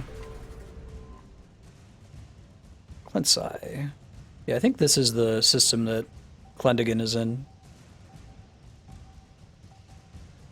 It was cool. It always stuck with me in Mass Effect 1. You find this, you like go to Clendigan's moon and you can see the big Great Rift Valley, and the description says that it looked like it was a glancing blow from a mass accelerator cannon. And then they use that random piece of cool like flavor to like create one of the main story points of Mass Effect 2. I feel like there's enough little seeds of story in the planet descriptions in Mass Effect 1, 2, and 3 that there's all kinds of games they could have done with those. I think there's this one rando planet that has like all these coffins that are floating underneath the layer of gas. It's like a Xeno cemetery. Womp. There's a fuel depot. Let's get a dodge from these guys coming at us here.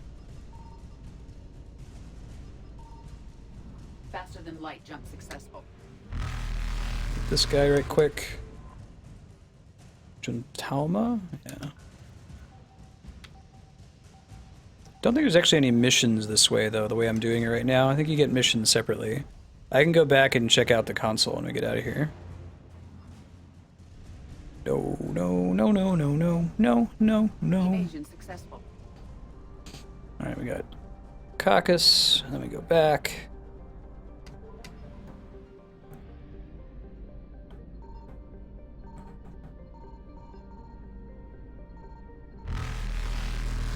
Wow. I found something. Got one. How many are actually in here? Reapers eluded. Yeah, so you can control which side of the map you come in on. Yeah, good call. I should probably save.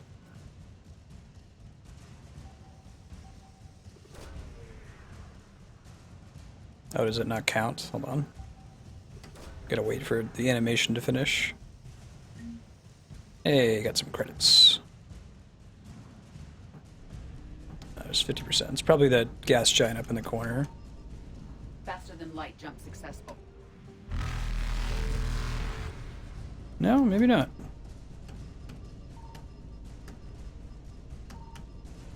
Let's try going from the bottom this time.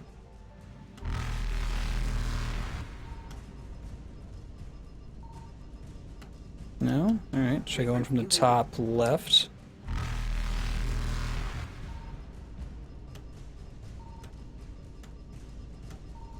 I might actually back out right after this one and save.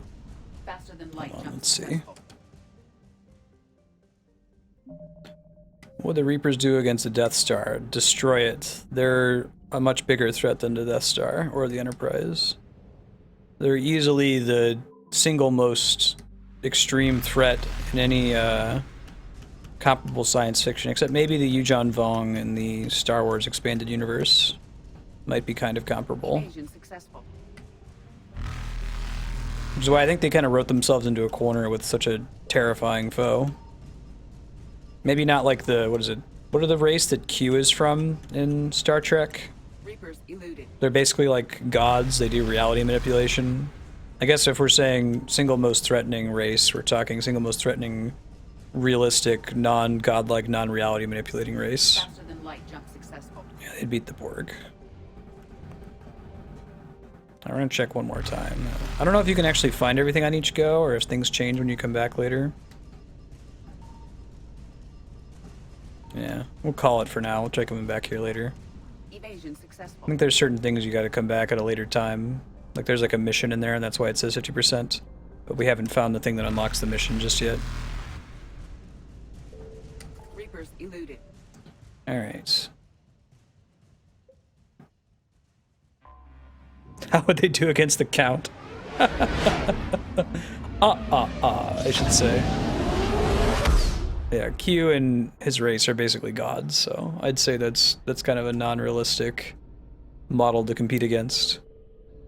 The reason Andrea asks how would he do against the Count, there's this classic Wikipedia article that like lists different kinds of vampires and different kinds of fiction and like organizes them by how strong they are, or rather what their weaknesses are. And the Count from Sesame Street is by far the strongest vampire in any work of fiction because their only weakness, his only weakness is a compulsive need to count things. Just our way of welcoming you back, Flight Lieutenant. Yes, ma'am. Requesting docking permission? Docking permission granted. Would you like private transport arranged? Man, I don't want to go talk to Caden, and I don't really need to go to the embassies. Yes, Commander. I think the number 2 vampire after the Count from Sesame Street was Count Chocula. His main weakness is sogginess and milk. But he could go out during the daytime. I don't think there's anything for us to do at the Citadel just yet, so I'm going to back out. Later on, it's going to unlock more things we can do here. We'll go try to do, I think there's another side mission that's like an N7 mission that we unlocked. We'll try to do that, and then after that we'll go do this Palaven, the Turian homeworld.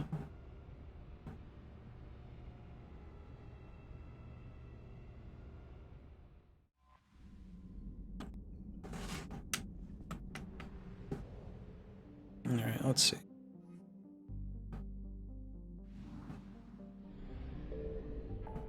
Oh man. Turian Primarch gets this flashy one up here as a mission, right?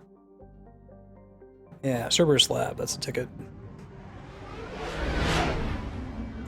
Yeah, right, Cloud Reaver?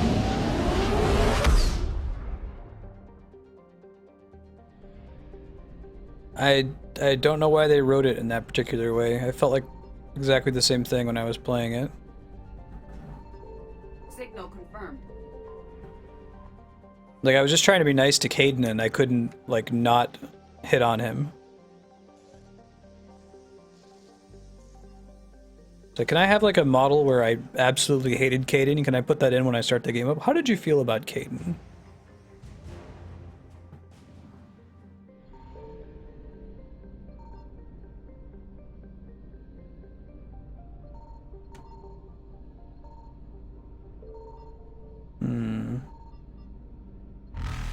Womp.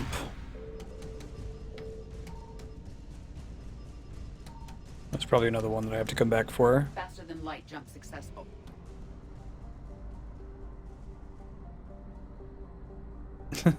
Right. Yeah, you know, I feel like one of the good things about vampires is that they're defined by their weaknesses. It's what's so cool. And it's kind of a shame how most modern takes on vampires remove almost all their weaknesses. They can be out in the daylight. They don't care about running water.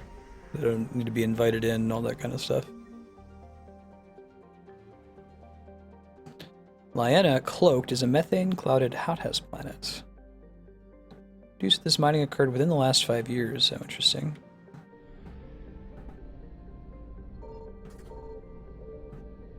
Okay, asset recovery is independent from actual missions, it looks like.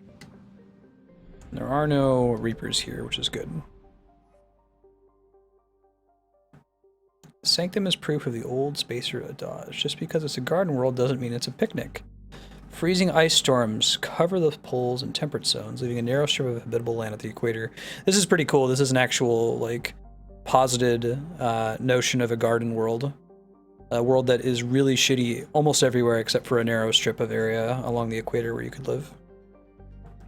Area is home to Sanctum's minimal terrestrial plant life. The planet has yet to develop land-based animals, although invertebrates grow quite large in its pelagic seas. Mining, referred to as ice cracking at anywhere but the equator, is a common employment on Sanctum. The planet's rich in platinum and palladium deposits, as well as boron, which is locally used in semiconductor doping. Carbon dioxide levels in Sanctum can reach 5,000 parts per million.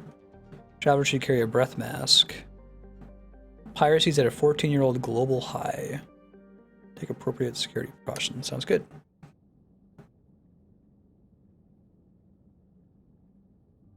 I guess I'm not allowed to use Javik yet. I have to like go through a mission for him to chill out.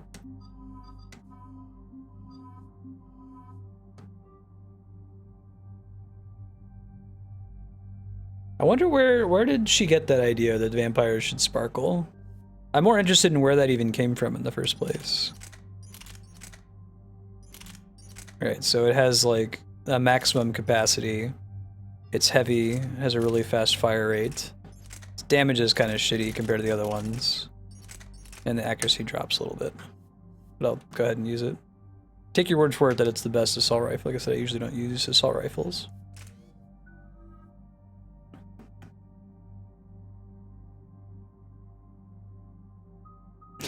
Sweating glitter. It's all over the ground behind him. That's how you... There's like this hunter that tries to track them down, walking through looking for all the glitter. Ooh.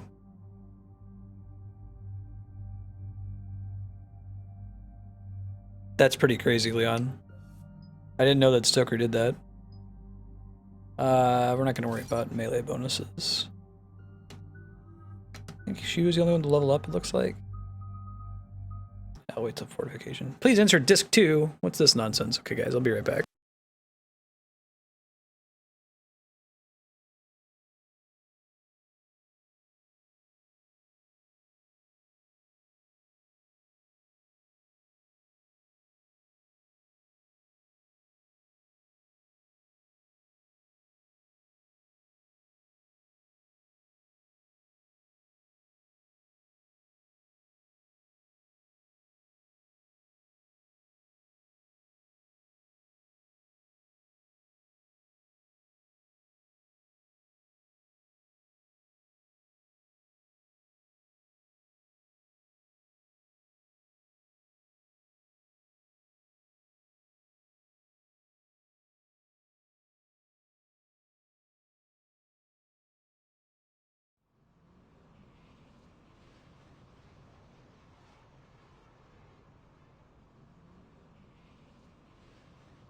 Mass Effect 2 actually did that too, where like most of the content's on disc 2, but the entire opening, all the cutscenes at the beginning and the very end are on disc 1. Put him through, Lieutenant. Shepard, we've uncovered a secret Cerberus lab, function unknown. We sent in a recon team, but they were forced to pull out before they got very far. Any other intel? We think they're using the facility to warehouse... Edward sneezes and glitter bombs the entire room. We've been wondering how Cerberus is connected to the Reapers, and this might give us some answers. We're on it. Find out what Cerberus is doing and get me any Reaper tech samples you can, Commander. Hack it out. Hack it out.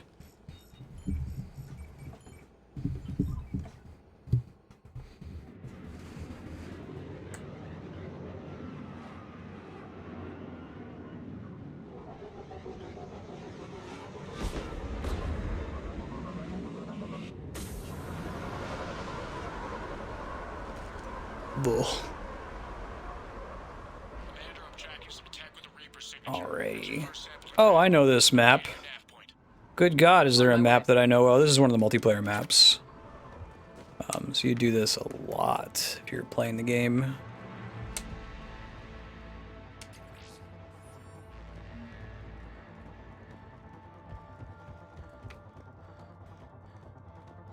It's crazy how well you get to know maps in multiplayer games.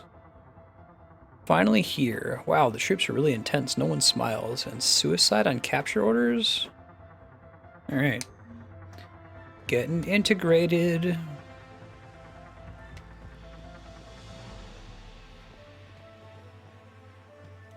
I know a lot of people who played like Counter-Strike for a long time and they just kind of like feel the dust map in their bones. Alright, let's see here.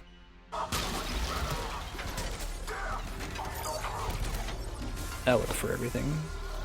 Wait, do I have the right gun? Damn it, game. This... Man, Mass Effect never gets that right. They're always equipping you with the thing you don't want.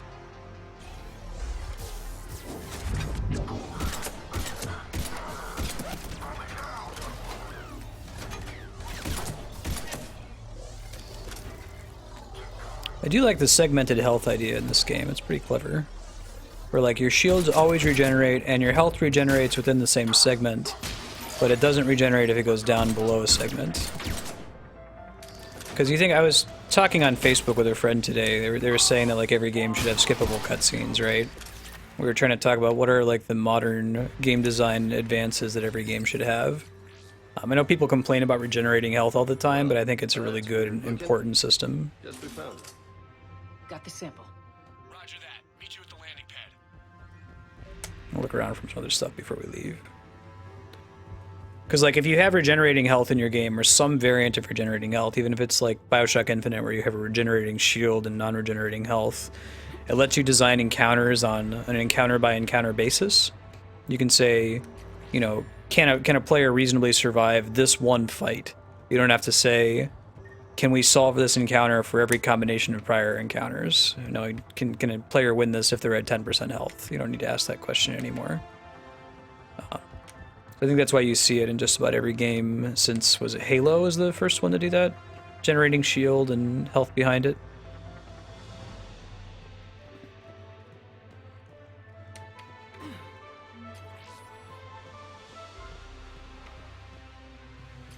Hey, look at that. Got an enhanced scope for when I eventually get to use Cypher Rifle. I think there's everything there is to find here. I'll take a look real quick. What's that, Buckin? I didn't see that.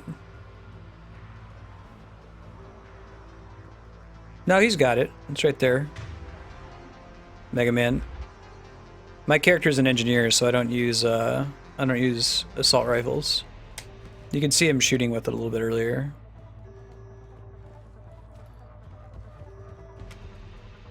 It's a soldier weapon, mostly. I'm trying to think what other characters can get away with using them. Sometimes sentinels.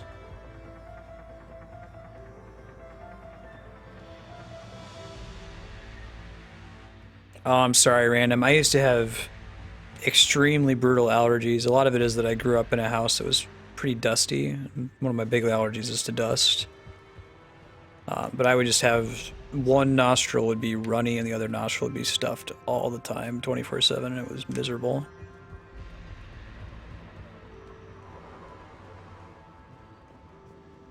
I'm just checking to see if there's anything that I'm missing before I get out of Dodge. That was a short side mission. I think that's it.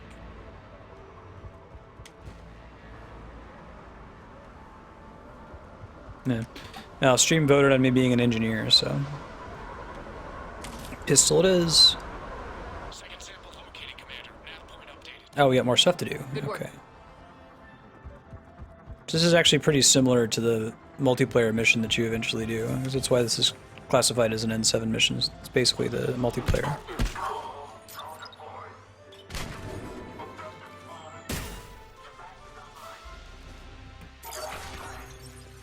Where are the dudes right now? Oh, they're everywhere. Enemy is everywhere!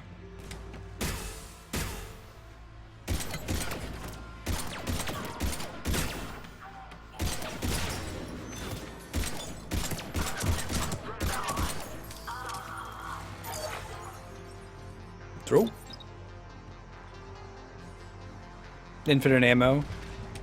It does have the capacity maxed out all the way. That would be pretty nice for a player. I think that the other characters already effectively have infinite ammo. Gel advances for Hanar. Only Cerberus would call that a failure. Cool. Yeah, Cerberus is concerned with humans only.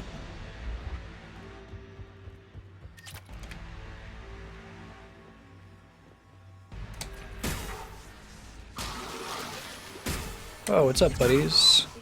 Yeah, see, he's zapping him right now with the collector's assault rifle. The signature is new to me. Cortez, second sample secured. Heading back to you now. Take it, Cortez. You got this, buddy. We just need to hold out until Cortez can pick us up. All right. Never said it would be easy.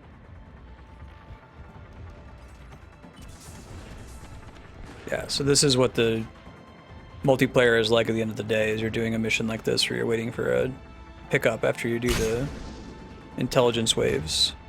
All right. Throw.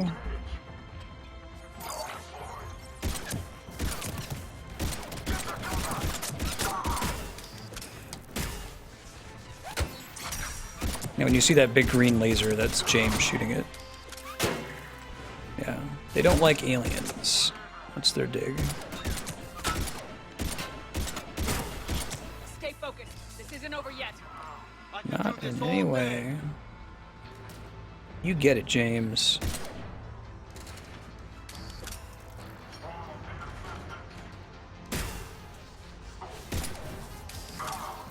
Nice singularity from Liara.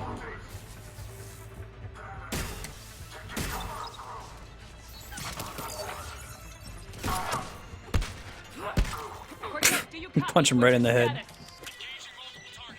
I have read all 3 Mass Effect books, yes. All 3 of the main ones. I think there were a couple that were written after this one came out that weren't by Drew Karpyshyn, so I've read all the ones by Drew Karpyshyn, original author. Heard the one that came out that wasn't by Drew Karpyshyn was pretty bad. The other ones are all quite good, though.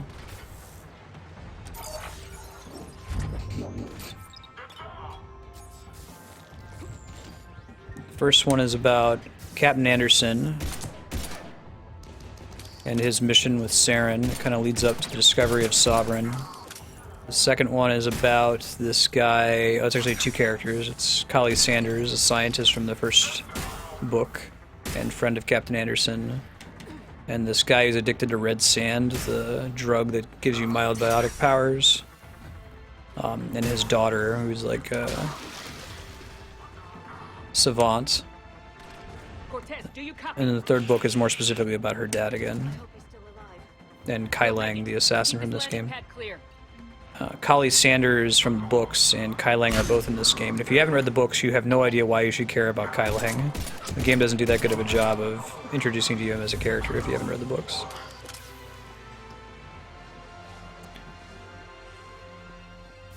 Yeah. The second one's the one with Grayson and the autistic girl. She's like a savant autist, though.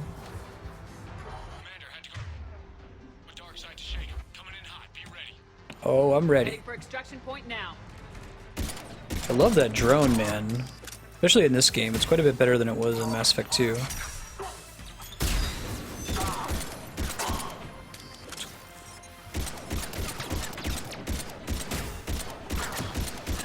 No, you don't. I want to place in a turret. Any other dudes here? I got plenty of dudes here. Alright. Womp. Yep. Yeah, something about the Cerberus infiltrated our fleet. I remember reading the second book between Mass Effect 1 and 2. It's supposed to bridge them. And it talks about Cerberus all the time and the Elusive Man. And you're like, why do I care about this? Cerberus was like a little side mission in Mass Effect 1. It makes sense when you play Mass Effect 2, though. I'm curious to know whether Karpyshyn intended Cerberus to be so important from the get-go in Mass Effect 1, or if he came to that decision later. It's always interesting to think about what's iterative narrative design and what was something that they planned on from the very beginning. It's like apparently Breaking Bad is really great because they knew they wanted to end it, but they didn't know what they wanted the ending to be, and they let it evolve from episode to episode, you know, season to season, and it turned out being really good despite that. An example of a show that did it the wrong way, that knew exactly how it wanted to end, was How I Met Your Mother.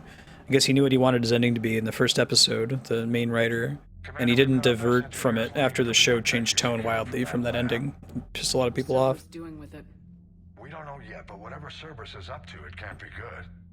Even if we can't determine its purpose, we've disrupted their experiments. I doubt they'll just close up shop. Agreed. We'll keep sending strikes against the facility. Good work, Commander. Yes, Better Call Saul is excellent. In some ways I like it better than Breaking Bad.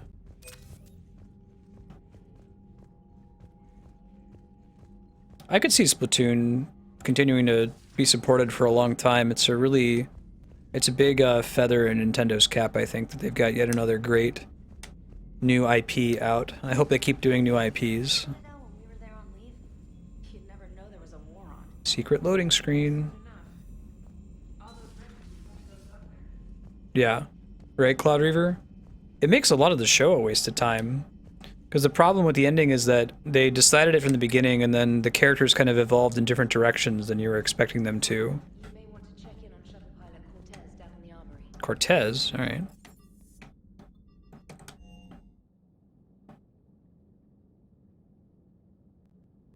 I would avoid Breaking Bad spoilers. Just in case. I'm hoping Twitch eventually adds a spoiler tag to chat, that'd be great.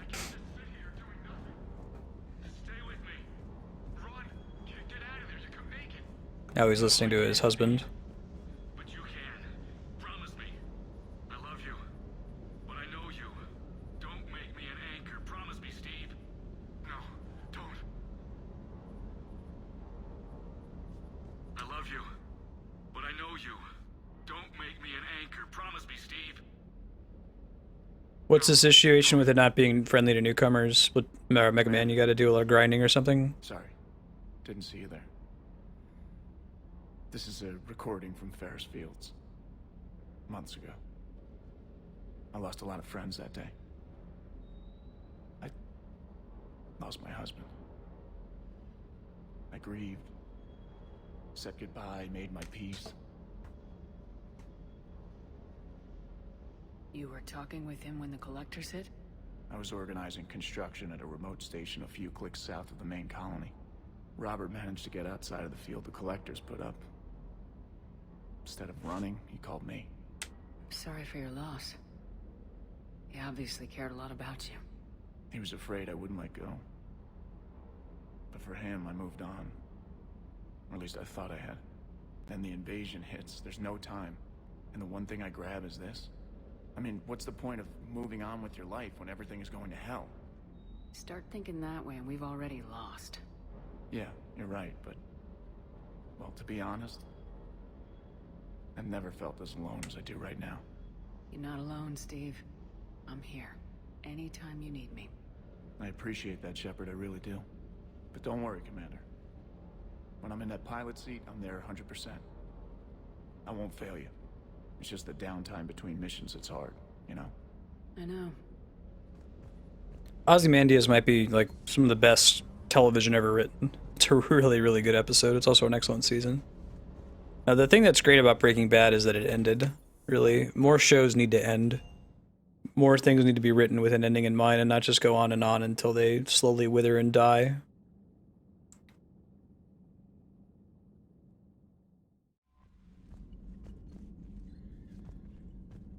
Alright. Save the game. We're playing Mass Effect 3 for another 1 hour, and then we're switching to Valkyria Chronicles from 3 to 6. After that, we're going to be trying to do the Zelda Triforce Heroes demo that just came out for the 3DS. If you have that demo and would like to try to join in, I'm not entirely sure how the demo works, if I can just connect to random people or if I can enter friend codes to play with folks. We'll cross the bridge when we get to it. I'll boot it up right here at 6 o'clock and we'll figure out what we're doing. Game of Thrones. Pretty much. Want to start True Detective with Andrew, but we haven't just yet. Heard good things though.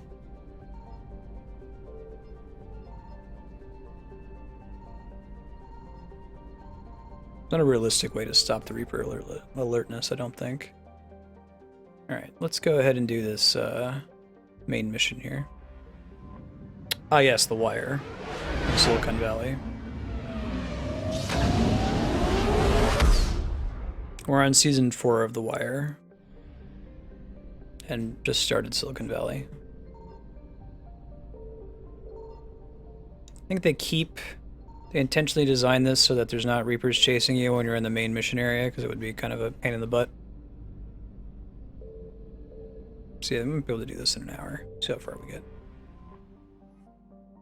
Palaven's largest moon has been shrouded in secrecy since the dawn of Turian space age. During the Krogan rebellions, a hierarchy classified nearly all data on Menae and its sister moon Nanas, because they feared the Krogan could use the moons as weapons by smashing them into Palaven's surface. Some information is leaked out. Images of Turian bases where personnel walk without envirosuits indicate advanced infrastructure, likely a network of subterranean tunnels, powerful mass effect field generators that retain heat and atmosphere or other swaths of surface. That's so cool. Reaper's plans for bombarding the bases were met with fierce resistance by the Turian fleet and the moon's anti-aerospace defenses. With their easy victory stalled, the Reapers deployed a variety of ground units to take the bases one at a time. Turians have the advantage on the moon, but the Reapers have the patience to slowly grind them down. With every base captured, the Reapers deny the Turian fleet another place to repair or refuel.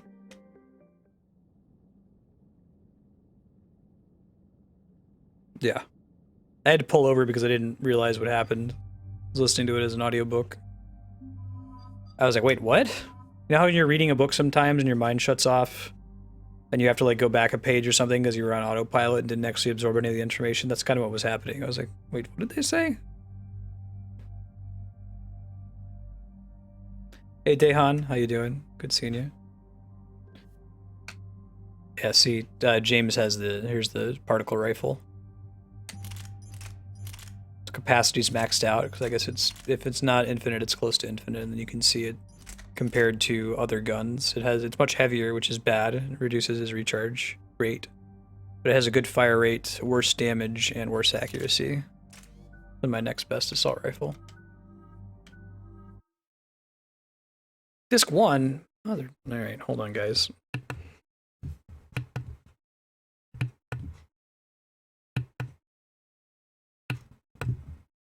I'm having some trouble muting my...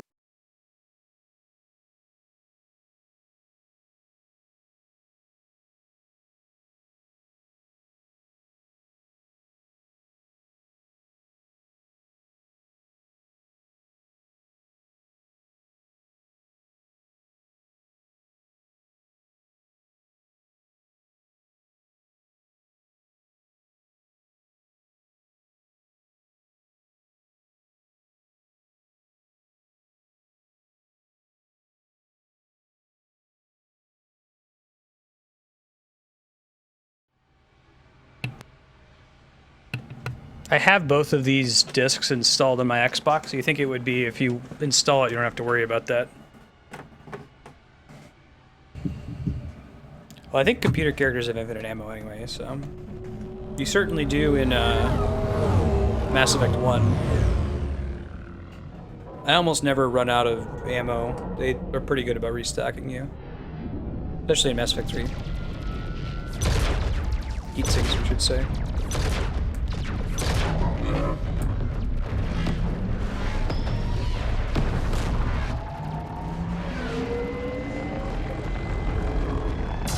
Blockade. Those are Turian ships. We've seen them a few times before.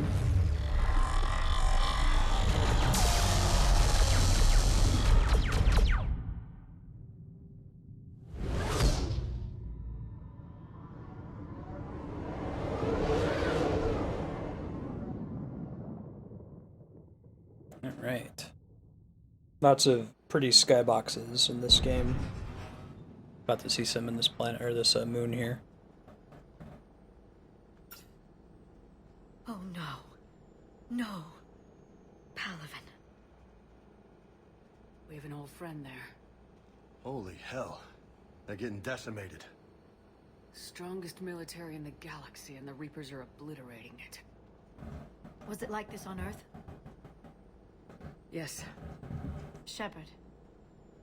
I'm so sorry. Yeah. Commander, the LZ's getting swarmed. James, open Landing zone.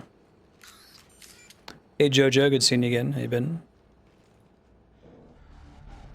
Clear the landing zone. I can do this thing. Husks. What's up, guys?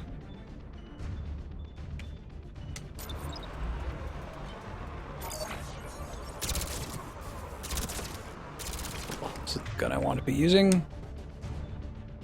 Dang it, Bobby. There we go. Alright, get in, get out. Let's move!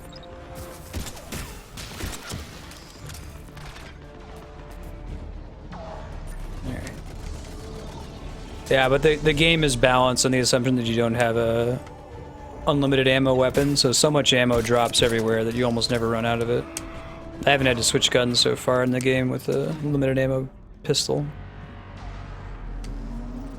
Hey, High Riser, how you been? Yeah, see? Pretty... really cool. Also, they've got the cool, Reapers on the surface everywhere.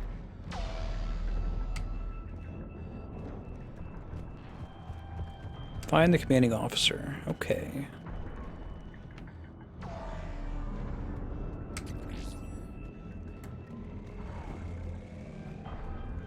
Probably just somewhere in this general camp area, right? That's really cool. Really great set pieces in Mass Effect 3. I think this game does that the best. There's a couple side missions in Mass Effect 2 that are really cool too. Dead Turians. Yeah, right, Cloud Reaver? Yeah, you think about, you've seen pictures of the moonrise on, or the Earthrise on the moon.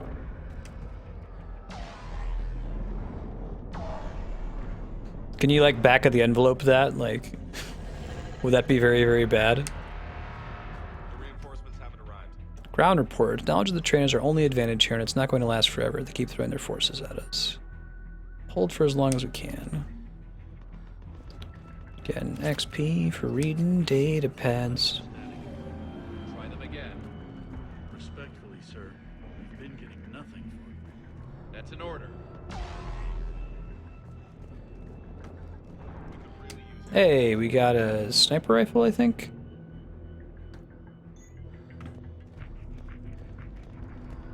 Yeah. The Luna part in Mass Effect 1 was pretty cool. Would have been cool if you could find the, like, Apollo 11 lander site, but... depends on their relative size.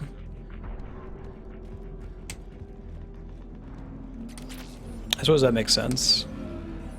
Because, like, Earth's moon is, like, one of the biggest moons in the solar system relative to the planet, right? It's like a quarter the size of Earth.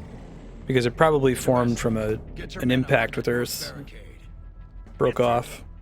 Sergeant Bartis, find a way to get that comm tower operational. Sir. General? Commander Shepard, heard you were coming, but I didn't believe it. General Corinthus. I've come to get Primarch Fedorian. Primarch Fedorian is dead. His shuttle was shut down an hour ago. They all have kind of Roman-sounding names. It's pretty cool. That's gonna complicate things. How bad is it, General?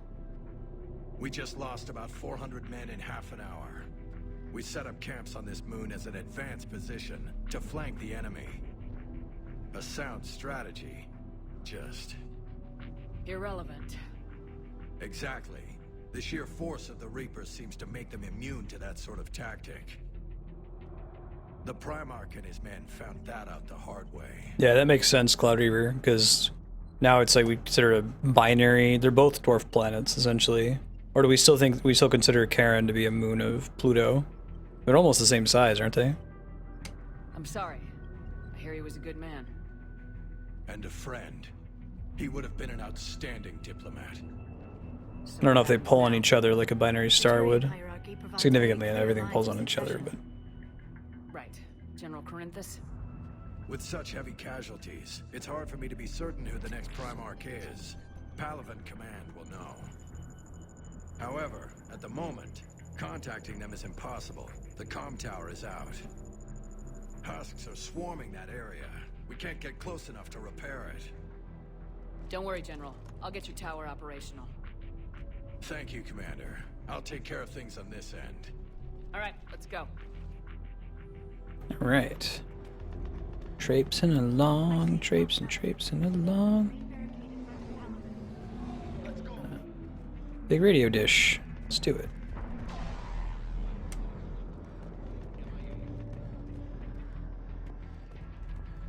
Got shoulder guard. Cool. Pistol mod. All about that. I'm going to equip it right away, actually. That's my gun of choice. Oh, I had a second one? Yeah, there we go. A magazine upgrade. How many fighters are in for repair? 29, sir. Have the crew make only critical level 8 repairs. Every serviceable fighter... Ah, sure. Got it? Yeah, because it's the whether they've cleared the neighborhood of their orbit.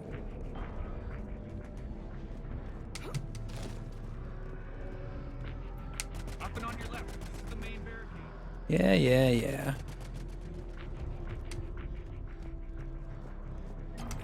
Good kits. Sent us winter gear. Not sure what they thought we'd do with that kind of gear here, but I suppose we should thank the spirits nonetheless. The power source can be cannibalized, converted to power.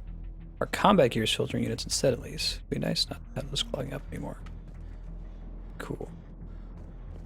Lots of cool little pieces of flavor in this game still, even with the tendrils of EA. Shotgun, I'm not going to use at the moment. Thank you. I think the reason a lot of games don't let you dual wield is because it's not an actual effective strategy. I don't know if there's anyone in chat who's like used guns in real life before, but I hear that like dual wielding guns is kind of a fantasy concept.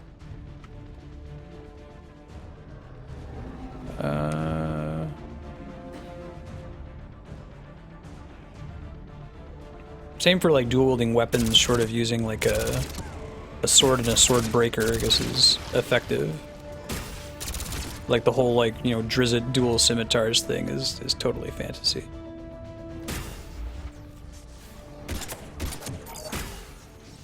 Still... Ouch. I like the newly designed husks in this game. Freaky deaky.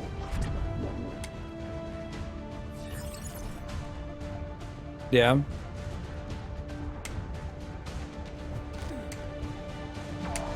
Using a sword in one hand and like a sword breaker or wakizashi in the other makes sense. You're essentially using it as a shield.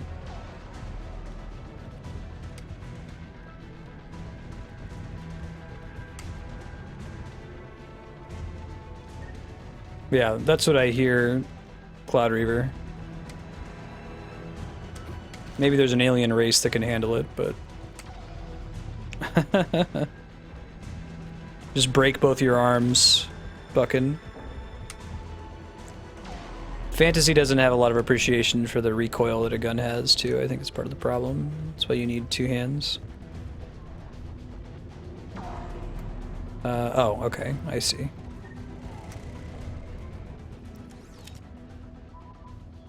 We can't repair it from this panel. Alright, let's have James make the repair. You're up for tower repair. On it. Might take me a while, but I'll do my best. Here they come. Ready, Liara? You bet. Let's take these monsters. 3 marks at 210. I can't shake him. Now it's gonna turn our ammo back on.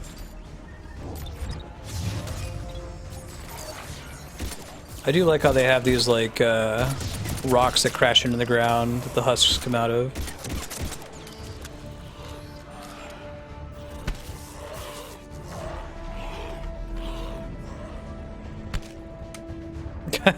Right, Cloud.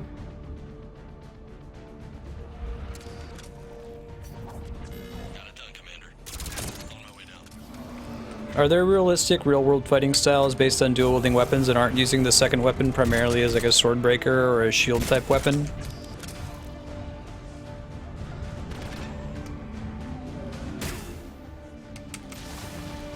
It's sort of like how nunchaku aren't a real weapon that was used historically. It's kind of a movie Bruce Lee weapon. They look cool, fun to have in a movie, but real life, people don't really use them. There's higher risk of hurting yourself.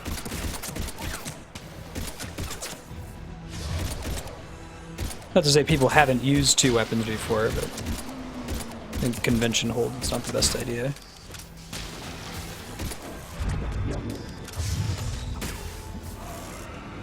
Whenever I hear the word Tommy gun, I think of the movie The Mask with Jim Carrey, where he makes one out of a balloon. He's like, Tommy gun! Alright, where is this one that just spawned right in front of our face? Just hit him in the head. Pretty satisfying melee. On our way. Going back to Corinthus.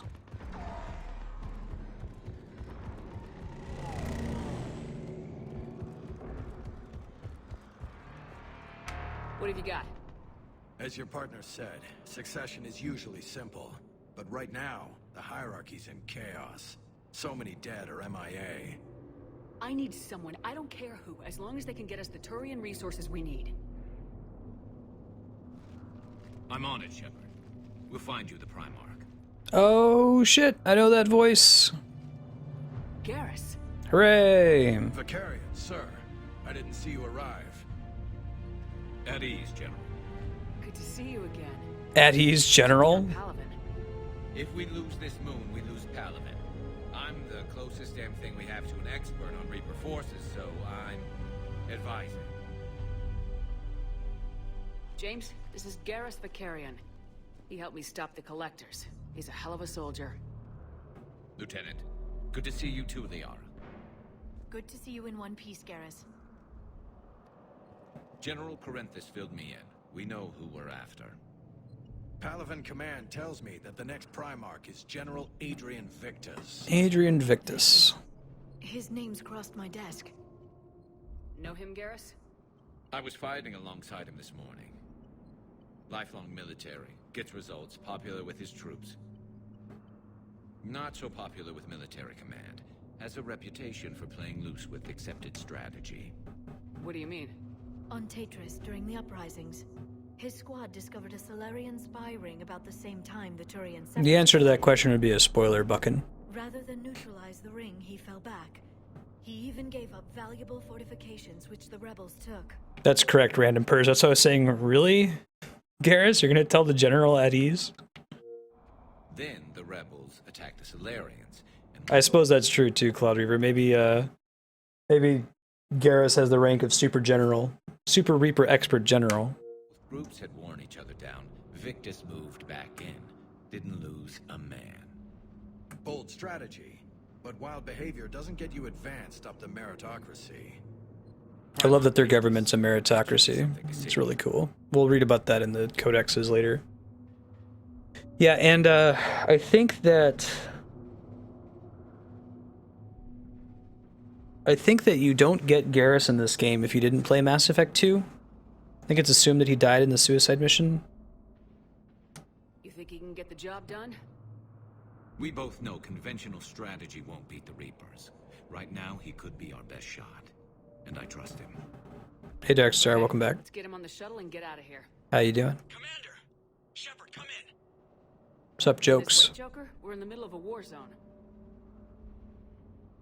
We've got a situation on the Normandy, Commander. It's like she's possessed. Shutting down systems, powering up weapons. I can't find the source. I need the Normandy standing by. We may have to bug out. Should Good I to go hear, back good to and take hear. a look? Do it. Garrus, you said you were with Victus this morning? Yeah, but we got separated. He went to bolster a flank that was breaking. Could be anywhere out there. We're trying to raise him, Commander. Incoming harvester, headed for the airfield. I think you have to do the Archangel mission. I'm not 100% sure. It's one of the first missions that they give you. So I think you have to do the main dossier missions. You can still get him killed though. Let's go take care of whatever that thing dropped off. Coming, Garrus? Are you kidding? I'm right behind you. Hooray! Garrus, Garrus, Garrus. Dooch. Ah, gotcha, random. Turian Rebel. Probably reset all of them because they always start with 1 point in something that I don't want, you know? Weapon damage. Go with power damage because I'm having to use a sniper rifle. Sniper rifle damage, great. Sounds good, Peter. Let's go with overload. One additional target. Let's do chain overload, like hitting lots of targets. Let's do the cool incapacitate weaker organic enemies, never mind. Want to make sure it is useful against everything, you know? I can get him armor-piercing ammo just so he has something. Guess everybody gets an ammo power, don't they? Do the same for James.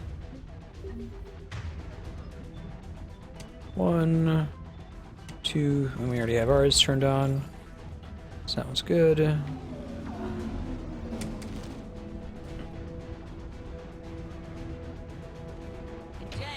that's you breathing so hard?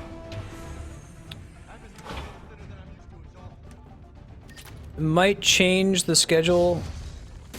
Dark Star again. That spreadsheet isn't set in stone. Ooh, Marauders, cool. Marauders are Turian husks. They are a little bit different from regular husks. Friday is the release day for Triforce Heroes, so I'll probably be playing that most or a good chunk of the day on Friday, so there might just be one sub-block on Thursday. If you're not able to tune in on Thursday for raid or whatever, I guess I'll just shoot you a Twitch message. I can always move your block forward to the next week. We'll get to it.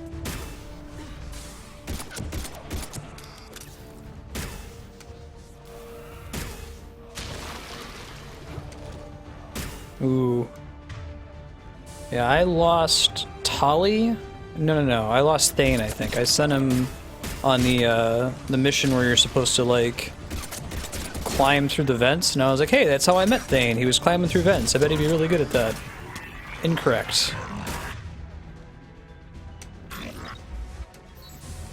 Other than that, though, everybody lived. Oh, and, like, the rest of my crew, except for Dr. Chalk was, because I did a whole bunch of side quests after the IFF mission.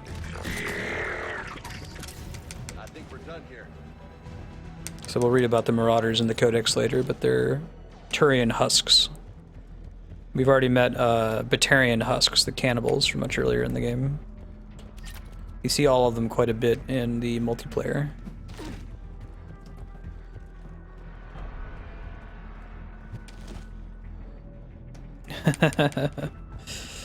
They do say a tech expert, so in retrospect I was wrong for not picking a true tech expert. I think the correct answers are Kasumi, Tali, or Legion.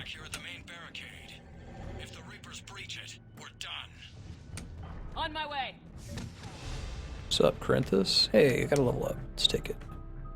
Can I use it for fitness? I think I can. Yeah. Melee damage. Shield recharge delay. Let's go with that. And the next one we're going to take is the shield bonus. Gotcha, barricade. Let's go. Hey, Elias. Alright, not a turret.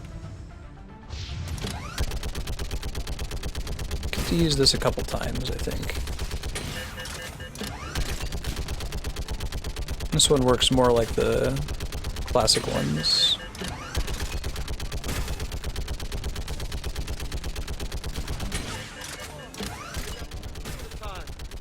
Get it, James. You got this, buddy.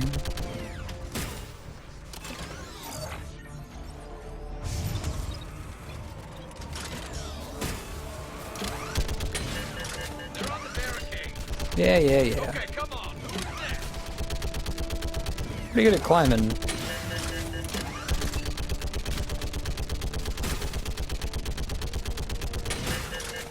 I'm pretty good at controller rumble. I do like haptic feedback. I think it adds a lot to games. Part of why I like to play PC games with a controller if I can.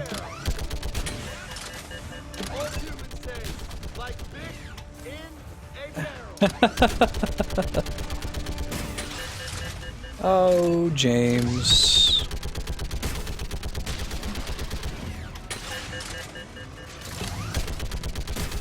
Oh, there is an ammo meter in the corner. I can see it now. Go.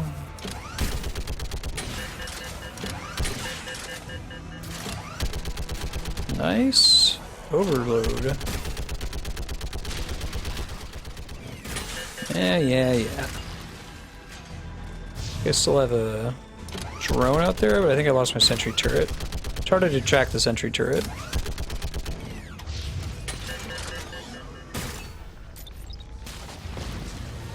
Uh-oh. Oh yeah, these things. Ah, okay. We miss you, we'll see you around, Mega Man. These guys can auto-kill you, if I remember correctly. You gotta be kind of careful. Yeah, brutes. It's like a mix of a Krogan and a Turian, I think. Kind of stuck behind this wall.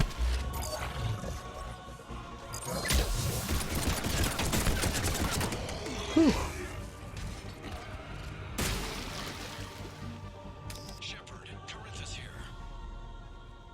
What's the word of the Primarch?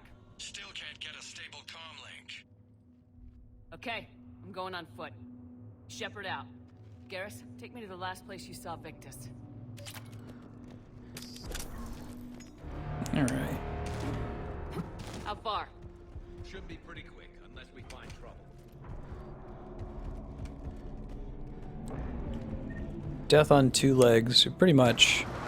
That's one of several units that can get an instant kill on you if you're not really careful. Look at Palavin. That blaze of orange. The big one. That's where I was born. That's rough. Still have family there? My dad. A sister. How bad is it? 3 million lost the first day. 5 the second. How's your military holding up? Look around. That should give you some idea. You're putting up a good fight. For now. But how long does it take before the fight's kicked out of you? If they'd only listened to your warnings about the Reapers. That's a good point. We might have been ready. Maybe. Winter's coming. Figure how you prepare for something like this. No, James raises a good point. Yeah, this is why I don't get the whole opening scene where they're like begging the council to send troops to help at Earth. It's like, really? You want help at Earth? Are you serious? Why just Earth? What about, like, every other species planet?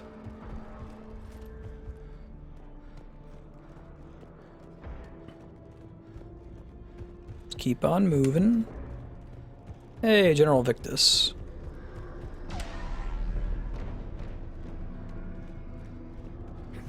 Going this way. Hear that wow sound? That's a Thanix cannon. It's the main weapon of the Reapers. Guess you don't really, do you?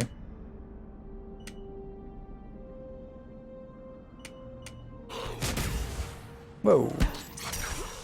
Not cool. Shit, I hate those things. New York is crawling with the creepy bastards. I never should have left Earth. It's gonna be bad all over. Not sure I follow your logic there, James. Oh, okay, gotcha. But you're here asking Victus to do the same thing. Leave the fight to make nice in some boardroom. This summit is the only You're a chance Thanix we've cannon, got. Kami. None of us is beating the Reapers. How was Kyoto and the geisha ceremony you went to? What's on the menu for today? You guys are heading back this weekend, it sounds like? Is that right? No, which side of the international date line? Okay? Yes, sir. We'll make it. Have you seen General Victus? Half hour ago. Headed south. Okay, good luck. Yes, sir. Rifle spare ammo. Got some cash money. Troops in that crash. 50, 75? Not sure. Yeah, that sucks. Hard to see a beautiful ship like that go down. Not to mention the men serving on her. Yeah. We should go. They said the Primarch was headed south. By Primarch, they mean General Victus. Although I guess he is the Primarch now. No survivors. Damn it. Crash like that, it's not surprising. Very good, Kami. You've got the easier time on the way back, that makes sense.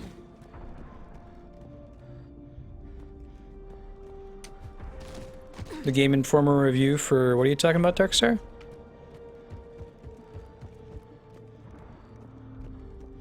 So Lola, you really think this summer will work? Solarians? Where's the Krogan and Batarians? Where's the meat? It's not that easy. The Batarians took the first hit when the Reapers arrived. Not much left of them. But the Krogan have never forgiven us for the enemy. Right. Turians sterilized them. Solarians came up with it. And the Krogan hate them both for it. So they won't be joining us. Too bad. I fought with the Krogan. They're tough sons of bitches. Oh, did Game Informer give it a negative review or something? I haven't read reviews for games in the longest time. It's almost never productive. As much as, like, Gawker sucks and Kotaku's kind of shitty, like, I kind of like their style of reviews for a while there, where they would just say, here's the things I like, here's the things I don't like. Here's where I think you should buy it. Remind us about the Krogan rebellions. That's clever. If you haven't been steeped in Mass Effect up to this point, learn about it a little bit here. Makes sense that the Batarians pretty much got wiped out. That was the Arrival DLC that we did at the end of Mass Effect 2. Okay, double time. No Reapers taking this Primarch from me. Right behind you. Oh, I'll be another Primarch. Alright, let's see. Hey, thanks for the rehost, Skyhawk. Appreciate that. Oh yeah, that's right, the cannibals like eat the other dead ones. Just reminding us about the Batarians. Here's some cannibals for you. Moving to the compound. Moving. Right behind you. That's a reasonable reason not to like a game. It is a realistic problem with JRPGs that it's like they keep putting out the same game over and over and over. Like, it's cool if the... I get a lot of the time they're just trying to tell a new story using pretty much the same formula, but unless if you're doing something pretty wildly different, like Bravely Default, Western media is not going to be your friend a lot of the time. Let's send out one of these guys, and let's send out one of these guys. And yeah, if he catches you on that charge, I think it's game over, and you just die. Oh, let me make sure that Garrus is using the wrong weapon. Of course he is. Nice.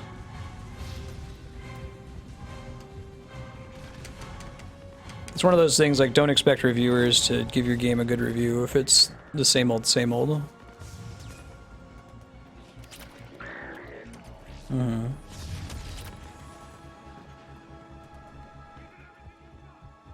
I can't really speak particularly intelligently on this subject. The only Tales game I've played is Symphonia, and I really enjoyed it.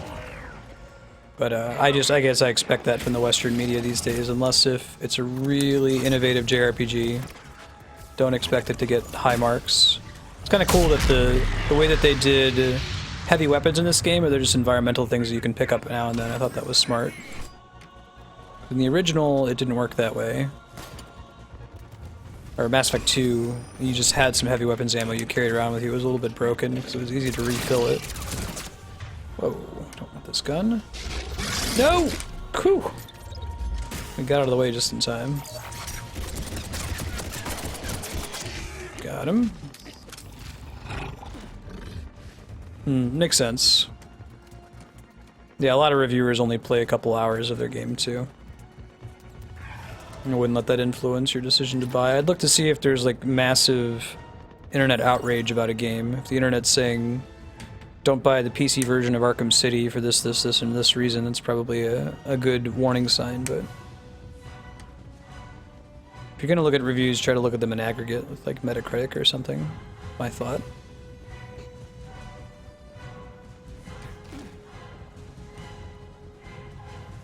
I really liked Symphonia. It was one of the best games I'd ever played. I really liked the combat system.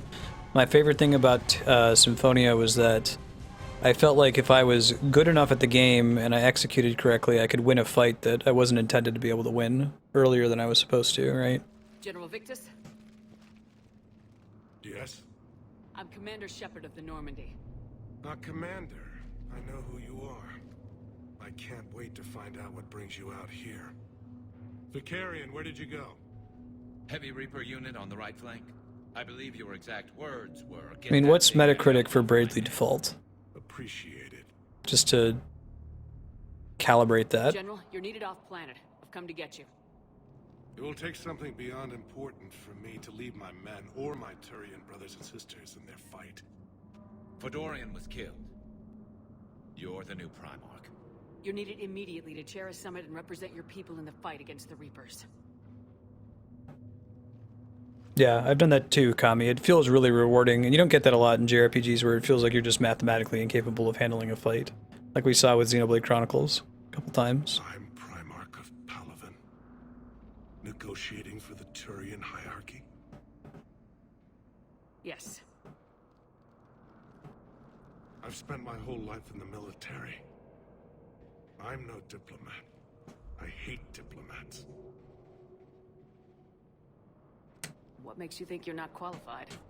I'm not really a by-the-book kind of guy, and I piss people off. My family's been military since the Unification War. War is my life. It's in my bones. Yeah, you raise a good point, Cloud Reaver. There's exactly one female Krogan character in this series. It probably would just be really hard for them to animate an entirely, especially if they're gender dimorphic, but still, it's like, you just keep dropping references to the fact that you have women. But that kind of passion is deceptive. Can make you seem reckless when you're anything but. War is your resume. At a time like this, we need leaders who've been through that hell. I like that. You're right. And honestly, uniting these races may take as much strength as facing the Reapers. See this devastation, Primarch? Double that for Earth. I need an alliance. I need the Turian fleet. It's pretty long. Give me a moment to say goodbye to my men. Without him down here, there's a good chance we lose this moon. Without him up there, there's a good chance we lose everything. Look at that. And they want my opinion on how to stop it? Failed CSEC officer, vigilante, and I'm their expert advisor? Think you can win this thing, Shepard? Yeah. I don't know, Garrus, but I'm sure as hell gonna give it my best shot. I'm damn sure nobody else can do it. For whatever it's worth, I'm with you. Welcome aboard. Are you ready, Primarch Victus? One thing. Commander, I appreciate your need for our fleets, but I can't spare them. What's the title system? Is that like an achievement system that gives you benefits? If the pressure could be taken off Palaven. That's a pretty tall order. We need the Krogan. I can't see us winning this thing without them. Get them to help us, and then we can help you. The Krogan? Looks like your summit just got a lot more interesting. We were just talking about this. What a convenience. It's almost like Garrus and James knew that this was going to be the next step.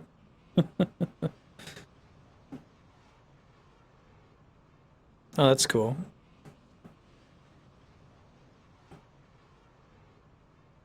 Oh yeah, I like that. I like achievements that give you stuff. Hey, Side 16s, thanks for the hosts. I appreciate that. I tried to smooth things over with the Solarian Dalatras. To say she's upset would be a monumental understatement. Some of these issues are hundreds of years old. Time to let go. Sad to say, but any effort to ally these disparate groups seems doomed to failure.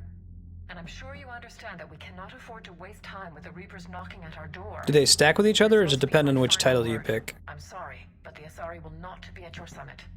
Our alliance would be stronger with the Krogan. You need them. We all do. I wish you luck, Commander. Goodbye. Still quabbling. Commander, Admiral Hackett's available on Vidcom. Who cares who sits on the Iron Throne? It's basically what this comes down to. Commander, have you retrieved the Primarch for your summit? Yes, sir. But the Asari are staying on the sidelines. They'll regret that. The time for unity is now. Yeah, that's a good way to put it, Cloud Reaver. I guess that's why it's a crazy Turian who's saying it there at the end. The Solarians will be there, though. You don't sound very optimistic. We expect the Krogan will be joining us, too. I see. Well, then you've got your hands full, Commander. Was there something else you needed to discuss? Let's hear about all the deets. Lance Hendrickson. We pieced together how the Reapers hit Earth. It wasn't all that complicated, really. They surged through the relays and hit Artura's station before we knew what was happening. From there, it was a short jump to the Sol system. Earth didn't stand a chance. Sending us to the Mars archives was a good call.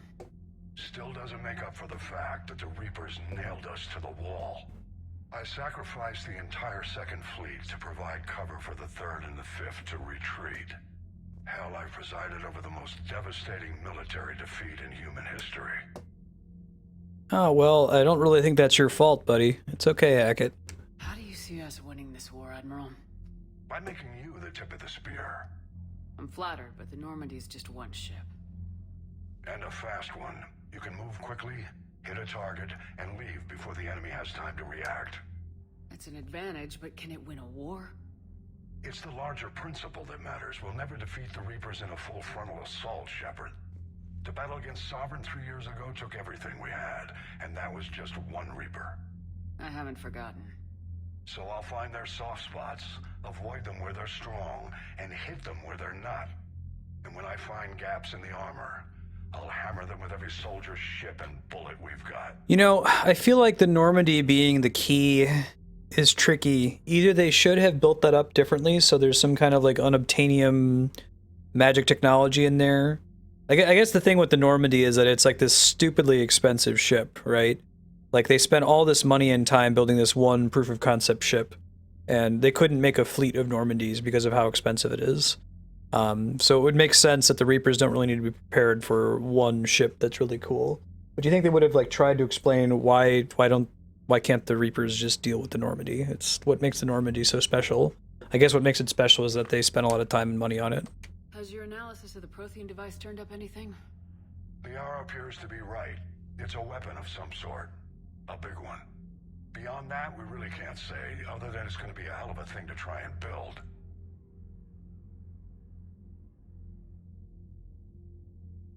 Any updates on Cerberus? There's still the wild card here. Hitting the archives on Mars suggests they're after the same thing we are. A way to defeat the Reapers. You could do it if you timestamp a set of videos, Darkstar. Suggesting we appease them. Not like Saren did. You'd think we'd be on the same side now more than ever.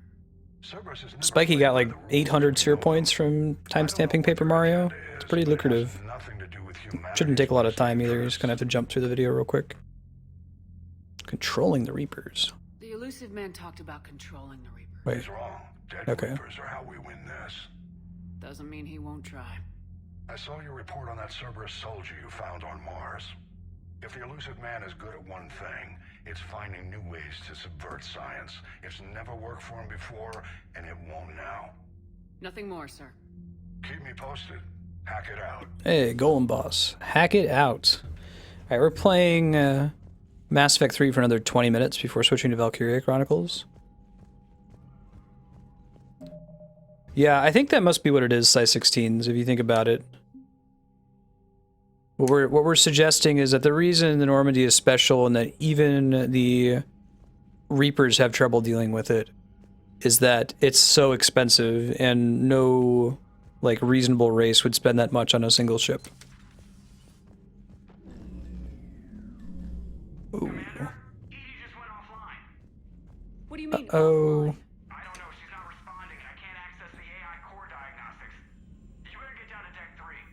I'm on it.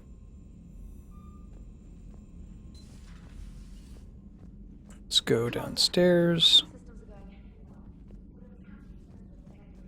Deck See if you 3. can get to Edie. I'll check the AI core.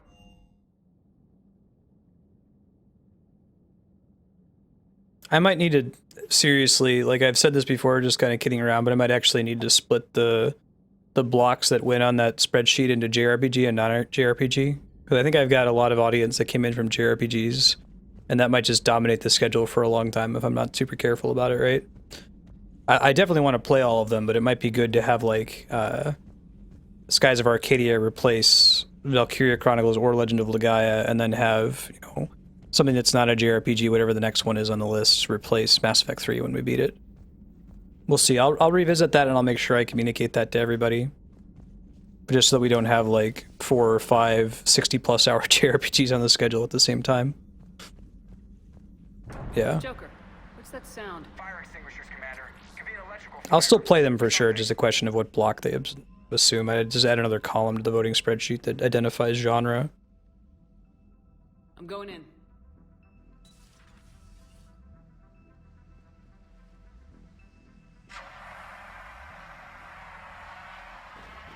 There aren't a lot of WRPGs, really. Edie, talk to me. Like, major WRPGs are BioWare games, Fallout, Skyrim.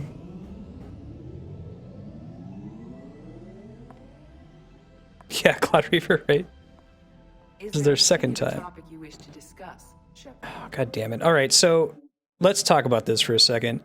I love Edie. I love Edie as a character. I want Edie to have a body. That's great. Let's do this. I'm on board. But, like, oh, it just screams that they just wanted this to happen, and they weren't going to spend a lot of time investing in making it happen and making it make sense. So they're just like, oh, BT dubs, there's this Cerberus robot that looks like a person. Oh, BT dubs, you know, Edie took it over. I think they could have spent a little bit more time setting this up. Once it's established, it's fine. I'm down with it, but it just seems kind of out of nowhere when it happens. I played Ogre Battle I did about 2.5 hours of Ogre Battle last week Saturday, but we haven't done Cowboy Kid yet. I'll be waiting until you get back. Also, I think we still have a lot of subs we have to catch up to Yukami. A number of times their choices have been played. Edie.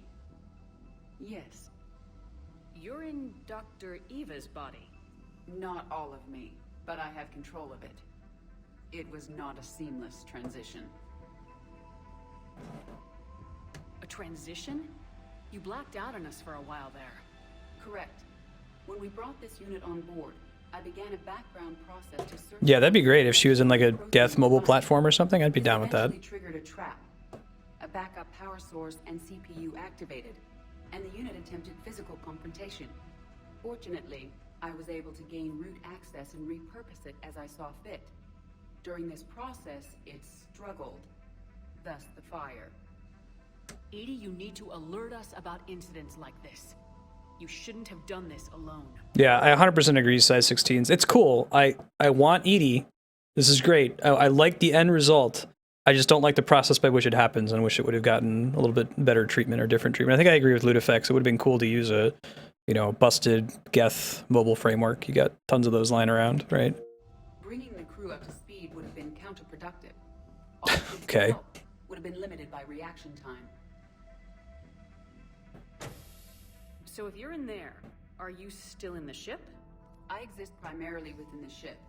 For optimal control, this unit should remain within Normandy's broadcast or tight beam range. And she mostly did it this way because they wanted it to be a surprise for the player. Normandy's weaponry is not. I don't think it needed to be a surprise. I think the surprise would be we want to do this. Platform could provide limited fire ground support. You mean you could come with us? Correct. This body could accompany you to areas the Normandy cannot reach. If there's a tie at midnight, I guess I'll collapse the wave function and pick one of the two. But I guess just keep monitoring it until midnight and try to push it over. You're really invested in it.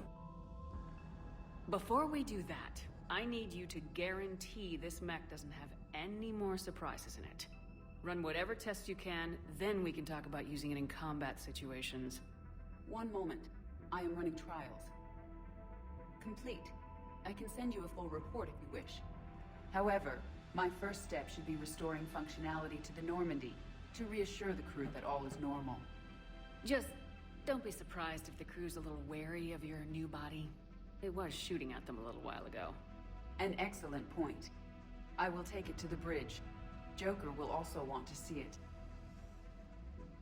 On that, we can agree.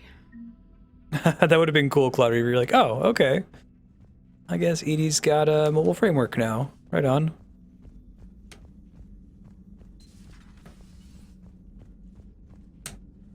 Alright, let's go talk to Jokes. Comes from scientific testing probably 15 years in advance, not in a live fire zone.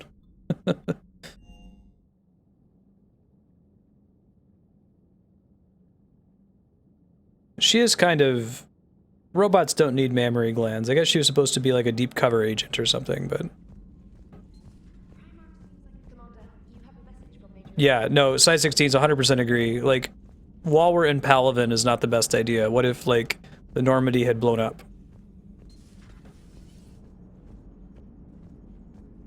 Hey, Commander, check out my co-pilot! So she installed herself into the new body without any help from you? Come on, Commander, don't you trust me? Okay, let me put it this way. If I knew that Edie was gonna install herself into a sexy robot body, do you honestly think I'd be able to keep quiet about it? Seth Green raises a good point. I would have baked a cake. I am right here, Jeff. Yes, you are, Edie. Yes, you are. Aww. Hey, I know I used to rag on Garrus for being all angry, but I'm glad he's back. There's a whole lot of crap. What's up, girl? Still getting used to greeting people in person? No. I require only one occurrence to adapt to a new concept. That's a very Javik-y thing to say. I am interested to see how this body performs under real combat conditions, if I could accompany you sometime. Without stress testing, there is no way of knowing if it has serious design oversights. At the moment, it appears adequate. That's not the word I'd use to describe you. Perhaps we should speak privately. Yeah, I agree, Side 16s. I'll be over here, flying the ship. Yeah, I agree, Cloud Reaver. Does Joker It's... not like your new platform? I don't know how much BioWare was involved in it.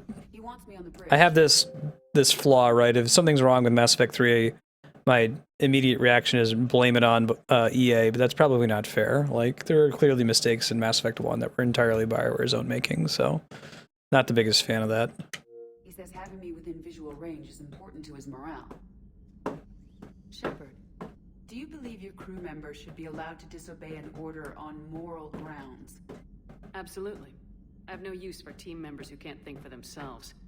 Why are you asking about something like that? I was designed by Cerberus. I do not take moral stances that conflict with orders from my executive officers. But when Jeff removed my AI shackles, I became capable of self-modifying my core programming. I asked Jeff if he thought I should change anything now that I can. He deflected the question with humor. And you didn't get an answer? Correct. He has repeated this pattern in response to several of my inquiries. Do you think I should make modifications? I think it's an intentional representation of the character. We'll check out the costume when we get to it. Like I said, it's like her having unusually big boobs. It's someone made a conscious decision to design her character that way. Someone animated that in lots of different poses and was okay with it through the whole thing. Just saying that, oh, it's just metal pieces coming together, I think is short-sighted. Only you can really answer that question. That's the point of free will. We'll move on with it. I like Edie as a character. I'm not going to complain about it every second of every day, but... If I do not ask the crew for their opinion, I could miss crucial context. May I ask you the questions Jeff avoids? When there is time, will you answer them for me? If you think it'll help, I'll do what I can. Very well. I will keep you informed.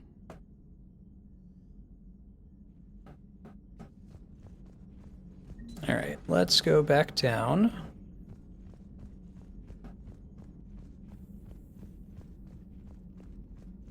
Unread messages at your private terminal, Commander.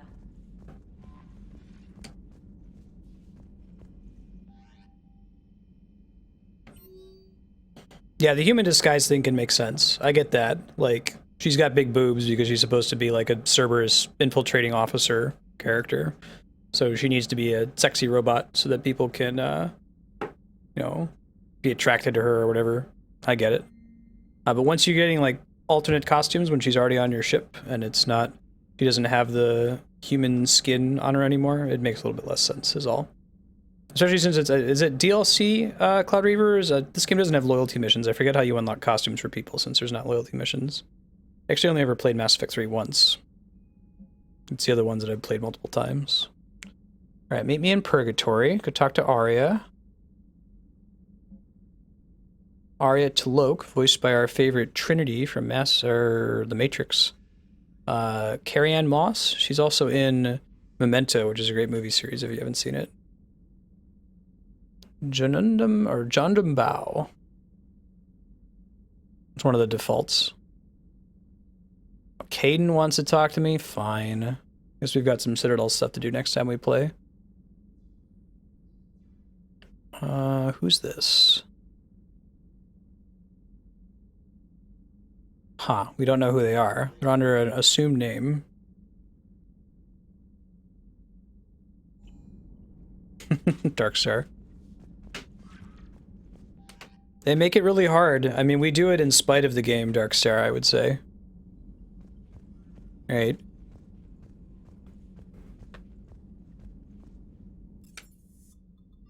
Especially like the single player stuff where you can't, in Guild Wars 2, if they have a single player mission, they'll just let you all join into one map and overpower it even though it's balanced for single player. Just in the interest of convenience.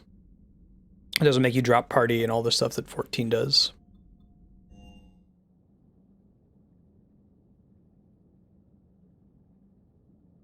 There's a lot of just mild quality of life things, though. I don't think it spoils the game overall. They make you have to take extra steps. I'm the kind of gamer that I'm willing to suffer for my game. You know, I'll go ahead and drop party and reform afterward. But there are a lot of people out there who will not suffer at all. Like if you follow Penny Arcade, Gabe of Gabe and Tycho, he will not suffer for a game. And if you make him suffer more than just a little bit, he's going to quit. And I think they're losing a pretty big chunk of their audience by doing that. Oh, cool. Sounds great. Which one are the pistols? I think it's the Predator, right? It's the pistol.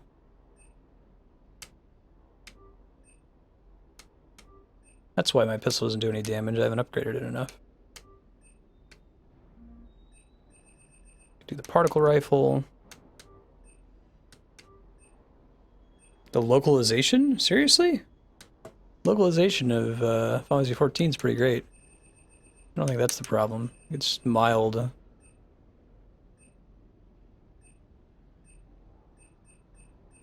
Quality of life issues.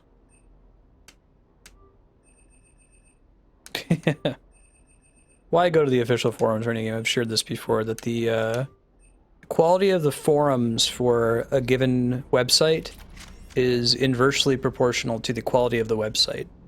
It's like IMDb is outstanding, is very useful. Game FAQs is outstanding, it's very useful. But stay the hell away from their forums, because they're toxic and bad. Procurement interfaces, like shops. Oh, that's right, anytime we find a store, we can buy this stuff. Oh man, all the stuff I haven't been buying.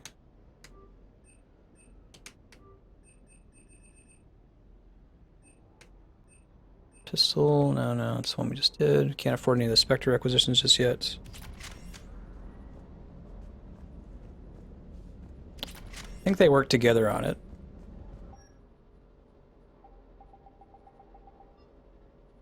Right, wasn't there like a collaborative... It's not even really localization, it's that all of the writing teams would work on things in parallel and share the information back and forth. Yeah. That sounds correct. Check out the weapon bench here, see what we can do for our pistol. What do we got? Oh, piercing mod 2, magazine upgrade 2, sure. I'm not actually going to use any of these, so I'm not going to bother equipping them.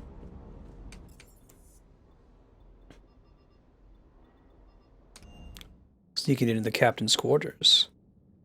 Heavy risk. But the prize. I've never heard of any other game that does it that way. That's pretty cool. Yeah, if there's anything that's wrong with the Final Fantasy XIV main story for multiple people to get into it at the same time, it's not anything to do with the localization. That's something they did very right.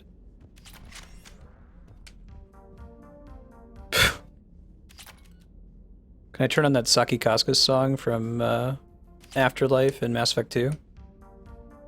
Oh man, they really reduced the number of sound options to 2 kind of goofy ones. Maybe they had a limited license for it. Probably what it was. That's usually the case. Alright, so now we got Javik. It's like we go from one mission to the next and we get 3 new units. I don't think you're allowed to bring Javik with you to Palaven because they didn't program any lines for him. Mayhap. What about Must Needs Night? Yeah, Kami beat me to it in chat.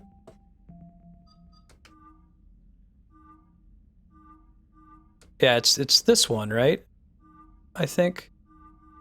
Oh, she gets a lot of costumes. No, it's this one. Yeah, that's pretty bad. She doesn't have it in any of her other costumes. Ugh. Okay, which one is the least, like, goofy looking?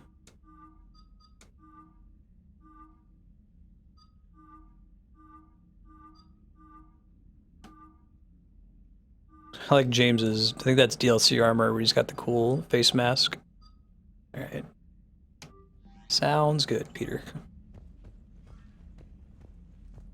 Alright, I think we're good. We're gonna have a good starting spot for next week. We got a bunch of side quests to do, a bunch of little things to pick up. I'm gonna be back in 4 or 5 minutes while I get switched over to Valkyria Chronicles and feed the cats. We'll see you shortly. Schedule for the rest of the day, we're playing Valkyria Chronicles from 3 until 6. And then Triforce Heroes, the demo for the 3DS, from 6 p.m. Pacific onward. If you have a 3DS and you have a Triforce Heroes demo code and you wanted to try playing with me, I'm not entirely sure how it's going to work or who all is going to be available. We'll cross that bridge around 6 o'clock when I try to connect for the first time. Andrew, I might be able to play. I have no idea what I'm in store for. I don't know how many missions we're going to be able to do, so just, I guess, have it downloaded and ready in case you're able to play. If not, maybe we'll check it out again later this weekend. I will be back, like I said, in a few minutes. See you shortly.